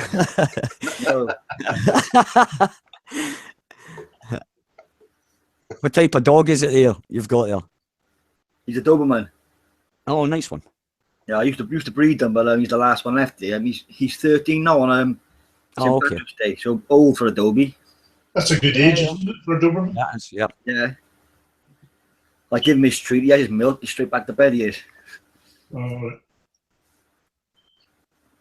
So, who have we got in the chat? Have we got anybody new? Anything happening, Marshall, right? No, I've had to have a bit of a clear out. Just same nonsense. But I mean, as it clears out, there's less nonsense, isn't there? There's been some interesting conversation, but I wasn't going to interject with that because the conversation's been free flowing about the do animals have a free will, if you like, the level of consciousness in animals in comparison to people. That's a while back. Don't know whether you want to take a conversation that way or not. Yeah. again, it's like it's the difference between the programmed part, you know, the body, the material, you know, it seems to have a certain program, a function. You know, it's the same as us when we're born. You know, we don't regulate blood flow or breathing. You know, all that stuff's happening, you know, automatically. But there does seem to be a sentience or a certain awareness, especially like, you know, domestic pets like a dog and stuff. I say, you know, it's a study, but it appears to me as if they have some sort of sentience. I don't know about every animal or what level of consciousness they actually have. Yeah, I think I'll agree with you there. If you look into any animal's eyes, well, right enough, yeah, most animals' eyes, you can see, if you see them interacting with, you know, other animals themselves, the other animals themselves, they show it. You know, all animals show some kind of nature, but would that be more to survive and getting the gene pool, keeping the gene pool? That brings me back again. You see this thing about surviving. I always ask that question. You know, surviving to go where? No, I mean propagating the gene pool, making just more copies. Maybe not surviving. Maybe not. Sorry, somebody's making loads of racket here. Maybe not as a survival as such a thing, but it's just like a natural thing to procreate. That's it. Well, because even if well, you know, I believe it is. No, I understand that, Ali. That's it. So I think that's basically what I think. That's all we're here for. I don't think it's any higher purpose. We're just here to procreate, and because we were given a conscience, that we should do the best, you know, use that conscience to treat people and that, you know, that kind of stuff. But basically, I believe we're just here to procreate. You know, I understand that, Ali. Well, but what I'm saying is, you know, where does that come from? You know, I asked that question. You know, we understand procreate and keep going and survival and blah blah blah, but for what destination? Yeah, but it doesn't have. Just to keep it going. Just to keep it going. Yep. That's it. And what we were talking about, that rabbit hole you talked about, that's a rabbit hole. We don't need to go down there to even try and comprehend that. All we need to know is what's happening now to us. What's happening here. It doesn't matter what happened in the past. Does the zoo not have to do that? Like in a zoo, they have to keep the species alive so they have more and more. They must keep them alive in the zoo. So is that not the same with us? Yeah, because that's what I'm saying. You know, the fundamental, the overview of this whole place. What is it? It's just a perpetual cycle of that. Yeah, but I don't think there's anybody watching or conducting this experiment other than the evil people that are controlling our lives at the moment. I don't believe there's a higher power that's controlling us here, right? No. Right, I just believe, right, so that's it. I just believe we're here to procreate. Going into all that stuff, it's good, it's really good, but I just think it's a distraction for what's happening in our lives right now. You know, people are looking there, and it's like, you know, whilst it's like, here, look over here, but don't look here. You know, it's like they've got to split up. The whole world split up into religions and who are we and where do we come from? And we're forgetting. We're here now and we're getting treated like shit, man. Right? Yeah. And we're getting poisoned, we're getting murdered, we're getting raped, psychologically, physically, everything, emotionally, the whole lot, man. And that's my little speech here. And I'll mute for a second. I'm getting a bit passionate there.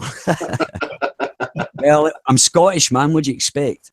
Well, I think what you just said, most people who are awake agree with that wholeheartedly. But the problem is, you see all these memes and stuff on Facebook about, you know, staying away from negative people. And then people, like, they put us in that circle of being negative.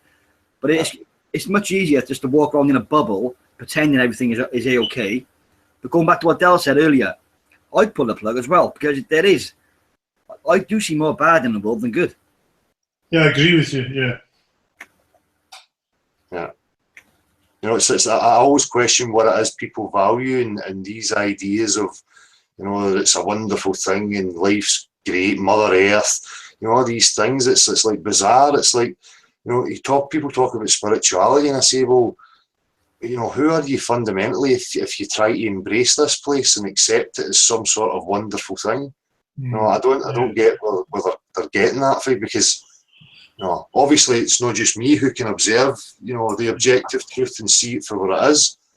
Where people should be more angry at it rather than. Yeah. I said earlier, it's a fucking abomination. Yeah, for all the suffering that's going on, people should be saying, no, it's not a beautiful world, it's not a beautiful existence. It could be, but the reality is people are suffering. Yeah. They're being exploited and harmed. Yeah.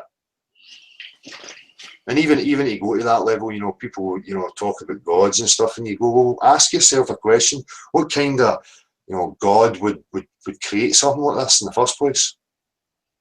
Huh? Yeah, but the usual answer is they come out with free will sort of thing, you know. So that's the thing though. Has an animal got free will? Why does it have to even have an experience in the first place? Yeah. Yeah, it's obviously experiencing something.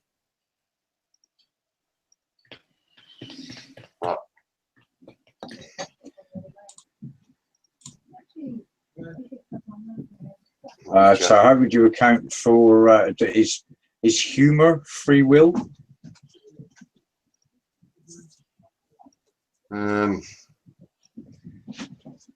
Just depends, you know. I think there's varying ways you could look at that, is there not? Is it not a natural response, do you think, humour? Is it not just a natural expression from how you feel? Yeah, it's just that in my observation of animals, I see them exhibit the facility, the facet of humour. So I would invest more depth or breadth of personality, individualism to an animal than people are suggesting. Like they're basically mechanistic. I'd say that they have inherently similar properties to the human vessel.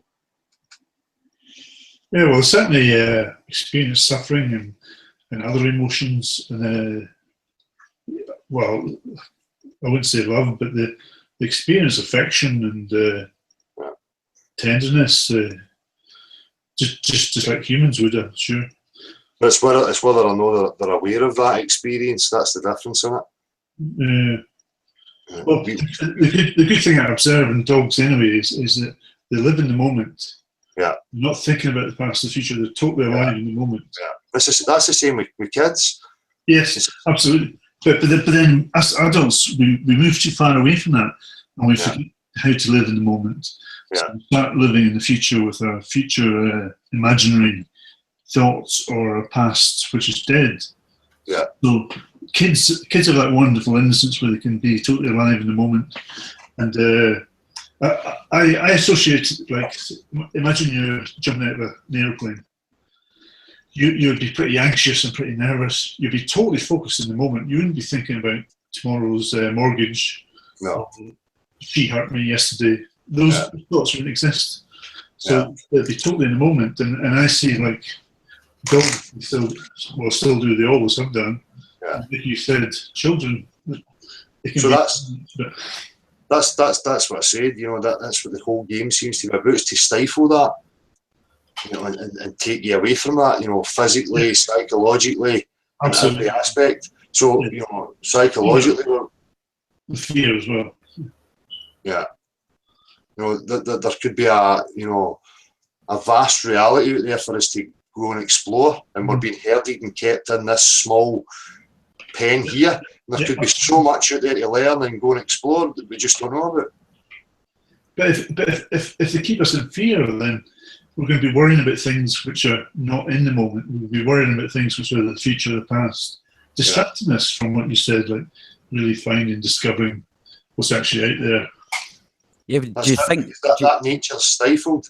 You stifled in the kids this structure, and you know, they start imposing on them and building a structure, a cultural model, you know, and they get lost in that. But their true nature, the way the display is just to move from one moment to the next, pick it up, look at it, break it, move on, put it back together, you know, and keep exploring.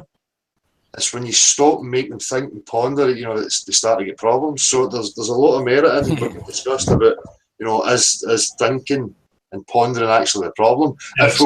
If we were totally free just to explore all that there is, would we have issues with this? Would we even be sitting? Yeah, I agree 100% with that. Yeah, it's a thought in the thinking of past hearts and imaginary futures.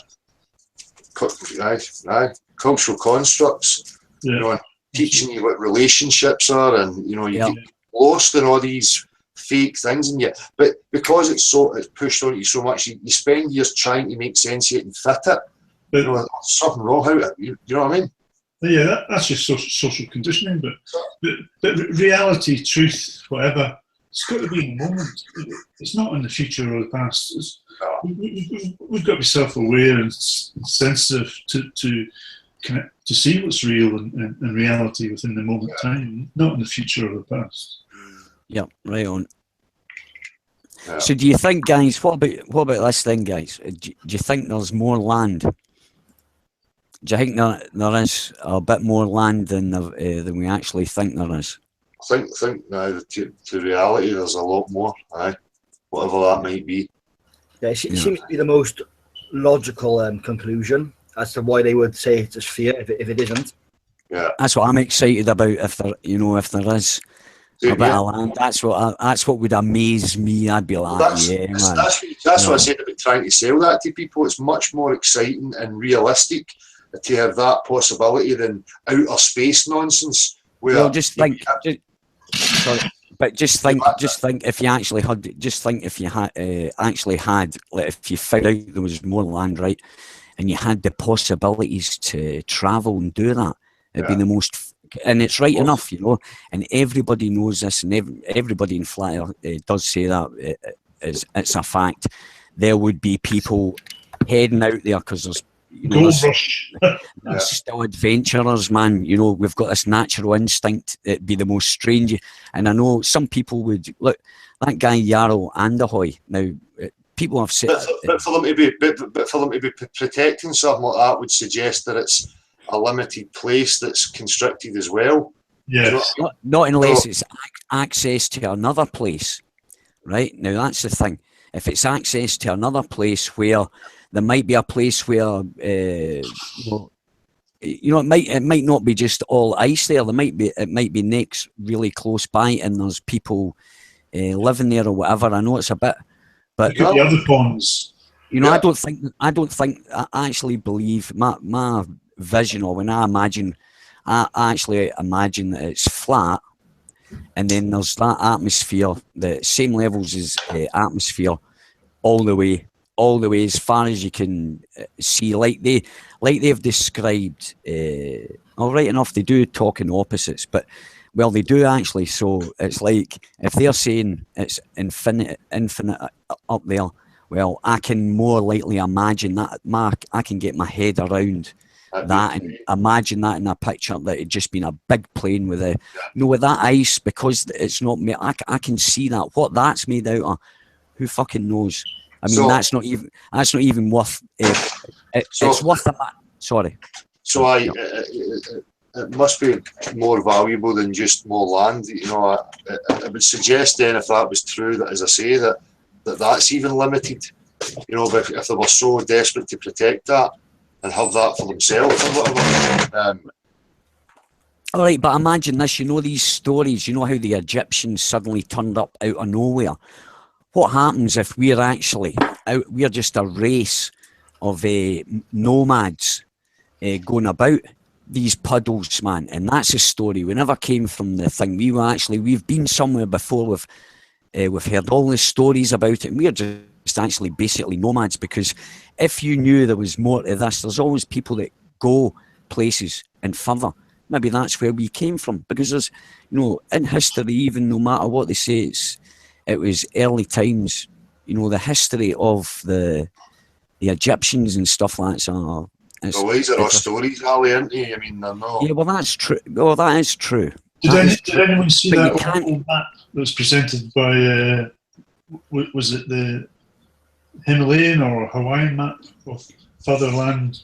Did anyone see that? Yeah, the one with the out outer ring. Aye. Yeah. I mean, I think that's what most of us were envisaging in our minds anyway before that was presented. Yeah. But it's like all speculation. Like, oh, sorry. There must have been some sort of progression happened, as I said before, about the different races of people or the different animals. There must have been a gradual progression somewhere that's traceable. So, you know, maybe that's what they're hiding. The bottleneck us into this corner. There's so much more expanse in different places out there.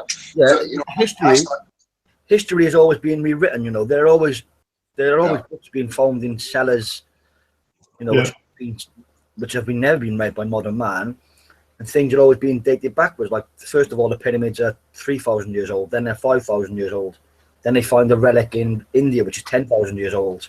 And they have book burning sessions as well. Yeah, but all that stuff's always been here, and as Ali said, you know, we pointed out, you know, this living in the past and living in the future, it's the same applies to that. You know, all these stories and supposed history. I mean, how can we take any of that as anything? Do you know what I mean? Yeah. Right, listen, guys, I've got to interrupt. I'm going to head off to my bed here now. Yeah. Ali, appreciate your time, man. Yeah, nice one. That was it. I'd like we'll have a wee more private chat about what we were talking about. It's exactly what we were talking about earlier on. Is when you go into that, we have to concentrate on the now. We need to sort out now, and then we can look at that stuff. Yes. You know, then it'll be because it's really interesting. You know, but we're spending enough too much time. But anyway, guys, is it David? Yeah. Good night, Ali. It's been a pleasure. Right, nice one. Marshall or Tian, nice one. John, Dale, Matrix. I forgot your real name. Sorry, Matrix. Ben, it's Ben. Yeah, that's right. Of course. I'm sorry, mate. I really am. It's been really good to talk. Maybe talk again further. It'd be good to talk about the drones and stuff. Cool. Yeah. Well, great stuff. I would suggest you talk to Marshall as well, and we'll get together and talk about that maybe, and Dell, and we'll have it. That'll be interesting, right, guys? Anyway, I'm off ski, and yep, nice one. And Marshall, we'll talk about that bottle. Yeah, indeed, dude.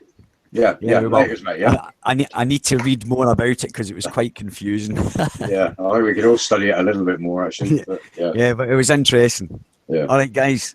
Nice one, dude. I'll see you later. Yeah, sleep well. Yeah. Yep, nice one, guys. Thank you. So,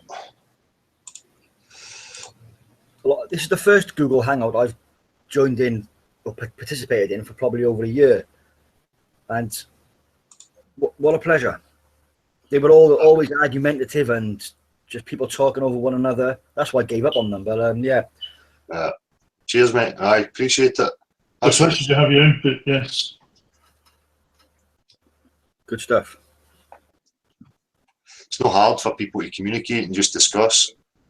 Yeah. Yeah, like I said, we've got two ears and one mouth. Use them in that order. Good advice. Yeah.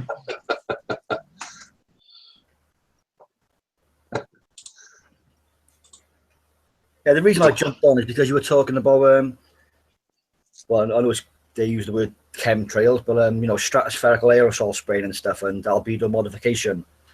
And I studied that I started about 12 years ago, and I was doing some work for a guy called Dane Wigginton. He runs a site called Geoengineering. And my conclusion at the end of the day was that none of it is really nefarious. It's being carried out by multiple institutions, just basically really rich men with science kits. And the reason they're doing it is because they can. You know, trying to change the weather and stuff. And, you know, if you were really rich and an oligarch and money was no object, then I think we'd probably do the same, you know? Especially if you viewed us as cattle. Yeah, exactly. We're just collateral damage in their eyes. Yeah. Obviously, there are negative consequences because all of the stuff, you know, what goes up must come down, and it does pollute our environment. But, you know, that's the last thing on their conscience is our environment. They're just trying to play gods. Yeah, our environment filled with useless eaters. Yeah. Perhaps we are just an entropy for all of biological life. Could be. But it falls apart when you get to the beginning, how did it start? No? Well, I think your guess is as good as anyone's, really. That's it, mate. And unfortunately, it just doesn't add up. Again, it's like, I listened to them and I even contemplated it and really thought, well, maybe that could have been the case. But, there's no practical example. The figures for the possibilities of that happening are just so astronomical. Do you know what I mean? But who knows? As you say, it's it's anybody's guess, isn't it? Yeah, regarding the chemtrails, I mean, I'm like 43 now. I mean, when I was learning in school and growing up and stuff, we got taught about condensation trails. We go out, we go a bit plane spotting, in the late 70s, 80s, as a teenager or a child, and you'd see the contrails. You disappear behind the plane, just a little trail behind the plane. We never got taught about these persistent contrails, and never saw anything like what we see today. Yeah. There was a UN convention held in, I think it's in Nagano in Japan in 2010, and it was all down to biodiversity and scientific experiments. And what they did, the UN, they banned all stratospherical aerosol spraying programs throughout all UN member states. So obviously they were being carried out to ban them in the first place. But they've obviously not stopped. There's all you've got to do is look up, and you can see them there.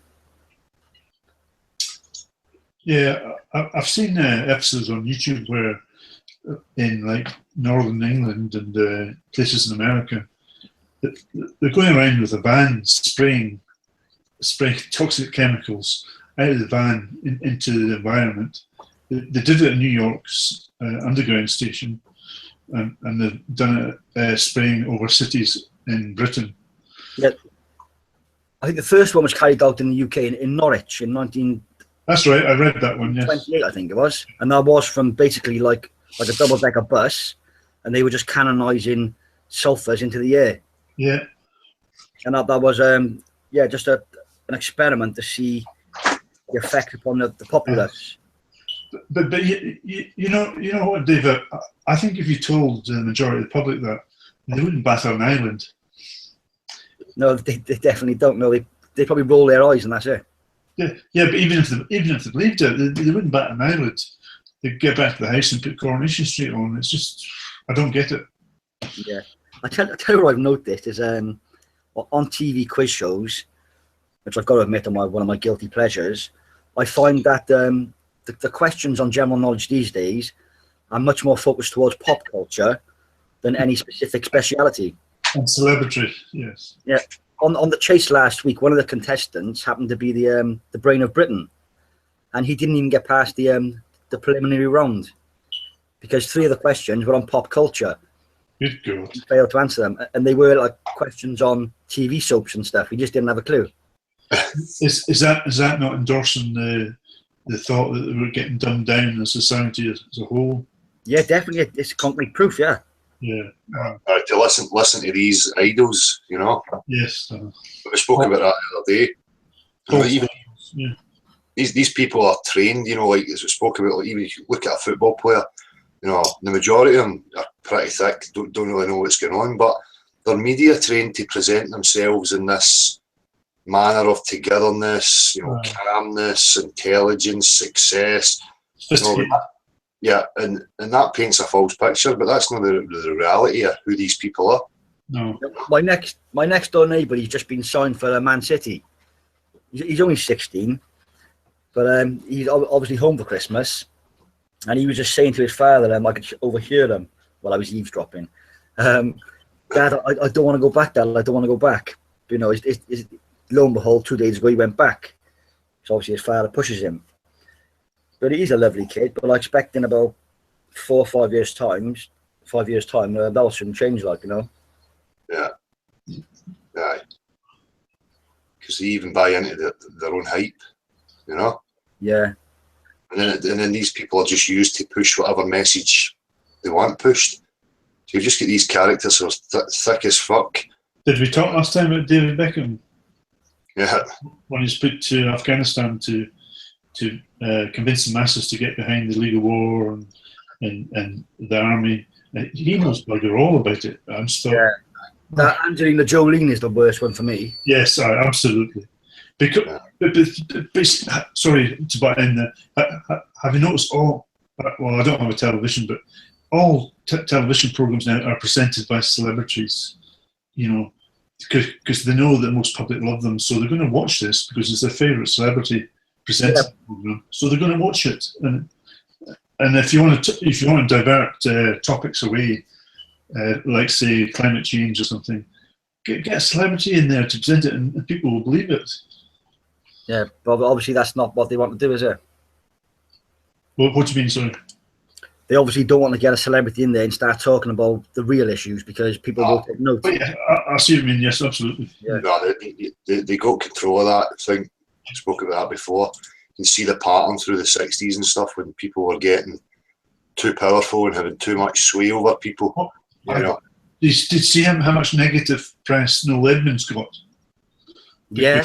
Yeah. He could cure cancer with an electronic machine. Oh, the flack that he got for even suggesting that.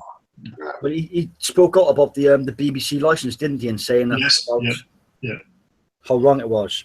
So that's twice he went off the rails. Yeah, off the script. Yeah. Yeah, well, all of the reality TV programs, they used to feature just normal working class people. But going back to what you just said, they're all now filled with inverted brackets, celebrities. Well, that's what gets viewers, because that's what kids have been brought up on, the cult of celebrity now. Yeah. I think this is why the hot potatoes and stuff did so well on YouTube, because of all the drama. And naturally, people are just inclined to gravitate towards drama. Yeah, drama. It just fills that gap, doesn't it? Yeah. I also just personally notice people I know who are avid soap watchers on television, and they were the ones that I thought overly emotionally reacted to situations. And I think, is that learned behaviour? Because the over dramatized situations in soaps where everybody's angry and reacting angrily. But that was the thing about spotting this behaviour within this whole thing. You know, it shouldn't be about personalities and celebrities, and it's meant to be about the objective truth. It's an objective question. So, you know, people are either involved in that stuff just through the patterns of the culture that they've lived already. But you get the ones who are just there that continually push that kind of mentality. But that's the hope. If they can keep people in an emotional state or emotional level and thinking from that level, then they'll continue to be manipulated until people start to critically think and start thinking logically about stuff. But yeah, I agree, Dale, and I think it's David. Is it David Music? Yes. Yeah, that's when you said you appreciate what this channel's about and how people behave, and and a few folk have said that in the comments as well. That there's nobody coming on and being abusive. People are respectful. So people are noticing that, and people are wanting to be part of that, and to be part of something where adults are conducting a reasonable conversation. There's no abusiveness happening. So people are noticing things like that, and I think that's going against the culture that's taking us away from that. This reminds me of how I used to chat in the pub going back 20 years ago with my father and my grandfather. I'm not saying that you're that age, but just civil, calm conversation. Just something which used to be the norm for everybody. Yeah. It's not hard, man. That's it. No. It's the minority that stick out like a sore thumb who turn it the other way. You know, people just fail to recognise that. It's staring them in the face. Yeah. And it's good, within us. I had a few disagreements with Ali, but yet, it's good. The respect's still there, and you can still disagree. But I understand where the other person's coming from and want to even explore their thinking of why they come to that conclusion or that chain of thought, rather than smashing them down. And it's not about winning or losing arguments. It's about sharing and discovering the truth and make sure that I'm not following a lie, that you challenge my preconceived ideas as well. That I'm open to that. Everybody's on suspicion mode and thinks that people are trying to get one up on each other and they go into defence mode, and it's the same old fucking patterns. But that was the whole thing. You can only offer the platform and walk that walk, and if that's what people want, they'll come to that. If they want the other crap, neological nonsense, and that's the level they're at, that's where they'll go. But that's a testament to you and Teen and the rest of the panel, though, that people like David comes in and wanted to be part of that because he hasn't wanted it in the past because of the way it was going. So that's a testament to your channel. People like Dave can recognise that. I appreciate it, man. What time are we on? 11:15. Fucking hell, man. 3 years just passed so quickly. Have we got anybody else in the chat, Marshall? No, there's no request for an invite. People are happy chatting away. There's no questions in there if that's what you're asking. Cool. I'm so happy to chat away. Then I'm easy, I'm just it's cool. Just chilling. On the subject of children being able to achieve anything they possibly can, do you think that is possible, that anybody can achieve what they set their mind to, or do you believe there are other factors at play there? Well, the reality, my experience, you can have intent, but you have to have the physical action to make things happen. And I don't know if it's possible for everybody to have everything they want in this place that we're in. I doubt it. I really think it's all environment. I think that if you had, a set of twins at birth, say you placed one into, let's call it a facility, but a facility which What, the movie Twins with Arnold Schwarzenegger? That was a perfect example, I think, of what you're just about to say. Oh, well, there you go. Yeah, it definitely is, yeah. Yeah.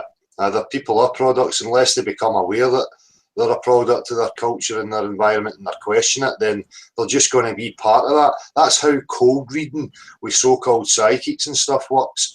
Because, the lower classes, the middle classes, whatever, it's usually lower class people who go to these people.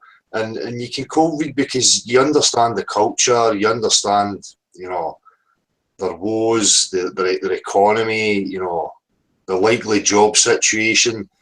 And some people are just a product of that, and they're not even an awareness that that's what's going on. Yeah. Like if you look at, say you find any brilliant, gifted child, or any talent for that matter, you've got novice, amateur, professional, brilliant, gifted.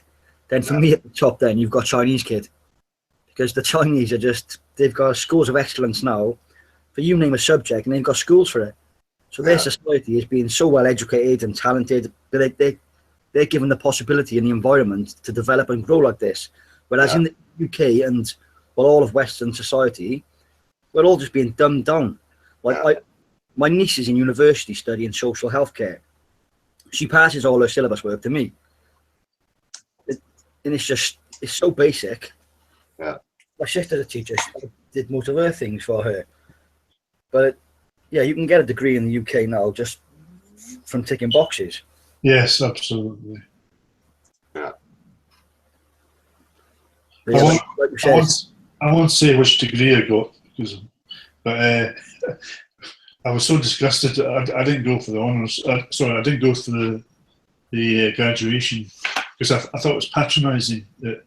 Because I did it when I was in mature years, but I didn't want to go there and stand in line and be handed a silly cloak and a hat, and roll, and a pat on my back.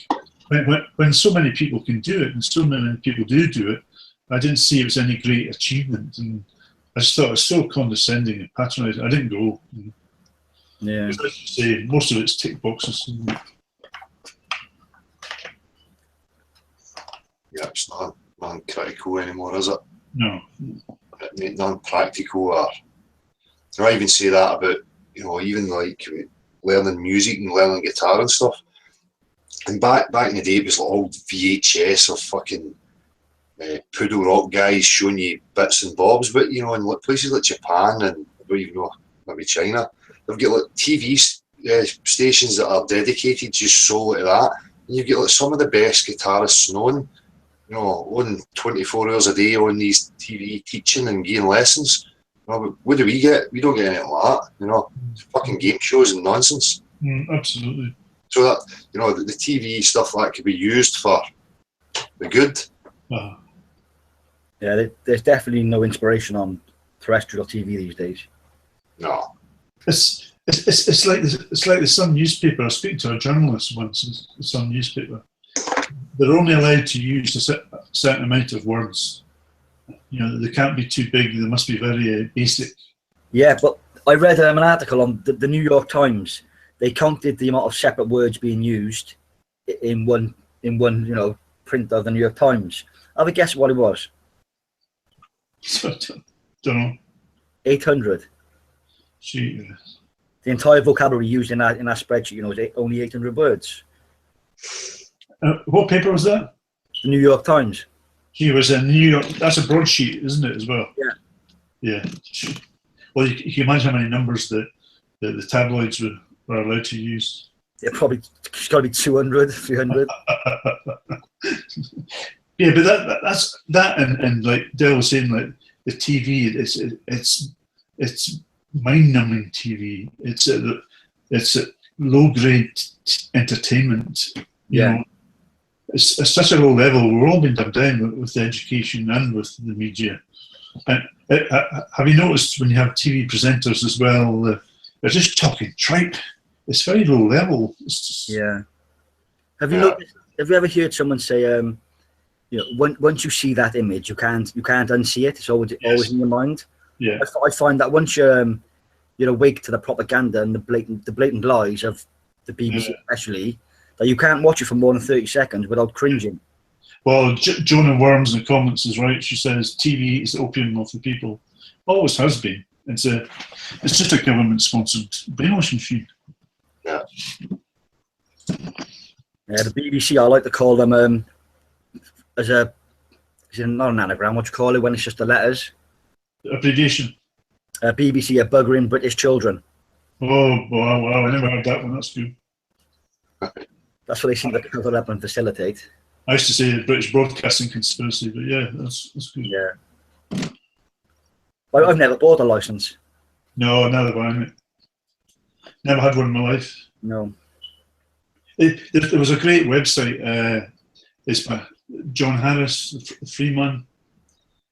He had a template letter that everybody could download, and it was written under common law, and it was accusing the BBC of illegally extorting money from us for a private company. Yeah. And it was great. I was printing them off and giving them to people, but you know, if everybody was more informed about that, they just didn't have to actually pay a TV license. Yeah, I think it was the letter is the revocation of entry to your property to even check for a license or check for an appliance. Sorry. Yeah. It's shocking stuff, like. With regards to, you just mentioned the free man movement. I looked at that a few years ago, but never really had the balls to go through with it because I didn't think there were enough people behind it to make it successful. It's always the same. Yeah. It's always the same. It's the same with this and how people apply themselves to it. You know, it's all, you know. There's only a few stand up and want to be counted, and the rest are still waiting for the masses or TV to tell them it's acceptable. You know. But there's small leeways you can make with that though. That if people are more informed about their rights, I mean, I'm not on the electoral register. I told somebody, and I think they must have reported me because I had somebody at the door a week later, which I thought was a bit of a coincidence. And but there are the clipboard insisting I give them my name. But I just got a bit of advice from that website, and I threatened them with a fee and I quoted common law. I never heard from him. That was about 3 years ago. So, yeah, it does work. It's just how you apply it. yeah. The problem with the whole Freeman thing was, you know, fucking Neds thinking they can just be cheeky to the police or whatever, and you know, no using it properly. So, you know, if you can use it and you use it respectfully, then they do adhere to it. You know, and I've done it many times. Or if you've got a bad attitude and you approach it wrongly, then, you know, Yes. it's not going to work for you. Yeah, it's all demeanour, isn't it? And that, as you say, attitude. Yeah, yeah. It's letting people know that you're in control and, you know, you mean no harm and all that kind of stuff, and making sure you can articulate your points in, you know, the right manner. But you know, at the end of the day, you still get, you know, maybe you still get other people that you're bumping into, whether it be a copper or whatever, who's just got a bad attitude, and you know, it's not going to go anywhere because they're on an ego trip. That's true. Did you fill out the consensus form, Dale? No. No. Did anybody fill in the consensus form? No, I never have. No. Because well, you all probably know, but just it's an American arms manufacturer who wanted correlating information. Lockheed. And I thought, what? So I think as long as you just put on the envelope, no contract, return to sender. Yeah. You know, there was a movement in America called the Liberty Bell movement. Yes. Yeah, back about 10 years ago, and it proved quite successful for the first. I think it ran for about 18 months. But then the founder of the movement, he was then indicted, obviously, on false charges, and I think he's still in prison, well, incarcerated as they call it over there, to this day. But that movement, the principles of it were, you'd all downloaded an app to your telephone, and if any of you were, you know, were fouled by one of the rules, which were just common law rules, you know, not to be hurt by anybody or to have anything stolen off you, you would just press the Liberty Bell on the app, and everybody in that movement would turn up to where you are. Yes. And the only clause to being part of that group was that if they voted you out for breaking one of the rules, then you were never allowed to be back in the movement or to be protected by it. Yeah, and it spread like wildfire. And then the government shut it down. Not surprising, is it? Surprise. But I can imagine that working, you know, in very small scales in communities. Yeah, it's shocking that we need to go to that measure when that's what the police's duty is. You know, they don't even fucking know it. No. But I don't know about you guys, but what really infuriates me and frustrates me is that sort of information could be shared by the community, so you do get a community together. But what do the majority of the population do with the social media? They put a letter to one of the fronts and think, oh, it's such great humour.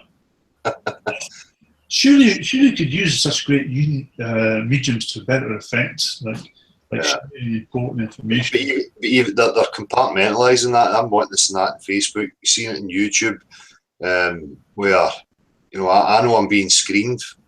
Certain people are not seeing things. You know, I think what's happening on Facebook is they're gathering people like who are involved in flat Earth, and it's only that kind of stuff you're seeing on your feed. Yes. Yeah, that's just like algorithms put into the cookies. Yeah. So I've been trying to delete my Facebook account for about 6 months, but to delete it, you've got to not log in for 14 days. And for 6 months, I've never got to the 14 days. I think I'm on January the 15th now at the moment. I don't know. I didn't know that was true. I had an old Facebook account before, and I'd left it months, I think, and went back to it, and I still get in it. Yeah, you've got to activate the deletion. Right. But there's no way though of instantly deleting your Facebook account. Yeah. Which goes to show, you know, they want you more than you want them. Yeah, because I had the same problem as you. I set one up years ago under a fictitious name as well, and I got banned pretty quickly anyway. I was linking too many sites for information. My old YouTube account, I had like probably got 600 videos on there, and it was from 2007. But yeah, because of Flat Earth, I ended up deleting it because of just you type into Google my name, which is David Gwilym, and all my YouTube videos have come up on Flat Earth and stuff. So yeah, I just had to get rid of it.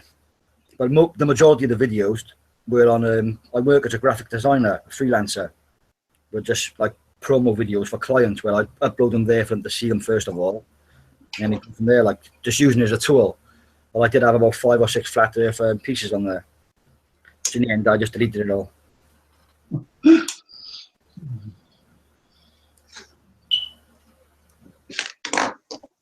Oh yeah, Kaya, somebody out there got money to open a Flat Earth pub or bar. How cool would that be? Imagine a crow walking in the door.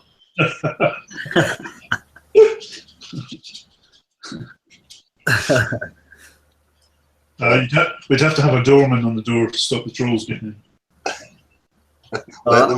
We'd have Bobby the Doberman, job done. let them in. Well, they're the snacks. Appetizers. I'm getting a fireworks display here. Well, I'm off now, guys. I start stuttering and jumbling my words when I'm knackered. I'm the same. I'm starting to flag as well. It's getting, 3.5 hours. Well, thanks again for sending the link. I appreciate that. No bother, mate. Anytime. Nice one. Appreciate your time. Thank Yeah, you. nice to meet you. You too, John and Teen. Yeah, nice one, man. Cheers. Take it easy, man. Good night. Cheers, bud. Cheers, man. Good night. I'll be off as well, Dale. No bother, man. But is that arrangement still up, is it? Aye, mate. Aye. Yeah, right, that's great. I'll message you shortly, mate. Aye, okay. Great show. Thanks very much for that. Nice. Thanks again, man. Nice to see you, John. Take Thanks. it easy. Cheers. See you, John. Yeah, thanks, Dale and Tina and everyone. I'm going to make a move. Ben, thanks for coming Enjoyed on. the show. Great conversation. Aye. Hopefully hear more for you next time, man. Cool. Thanks a lot, man. Take it And, easy, have a man. good night, everyone. Aye. Cheers, man. Take it easy. Cheers, man. Cheers, Yeah. bud. We quick read at the chat.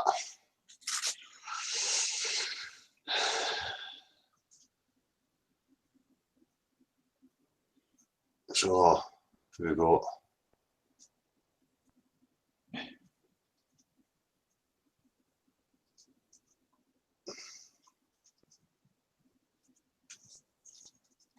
Cheers everybody for taking part in the chat and everybody who was here tonight. Appreciate it. You still there? You still there, Marshall? Aye. I'll stay here for a minute, dude. Yeah. I'm Just to see what was happening in the chat, if anybody was saying anything. yeah, no, I'm just slightly phasing out, and I think people are sort of like wrapping themselves up here as well. So Nice one. Cool. No, cheers, mate. Again. nice one, dude. Yeah, it's been a really entertaining evening. I've enjoyed it. No, nice one, mate. Appreciate it. Cheers. Cheers, man. Cheers, mate. Appreciate it. Cheers, Martin and Magumba. Cheers, bud. Everybody in chat. Take it easy.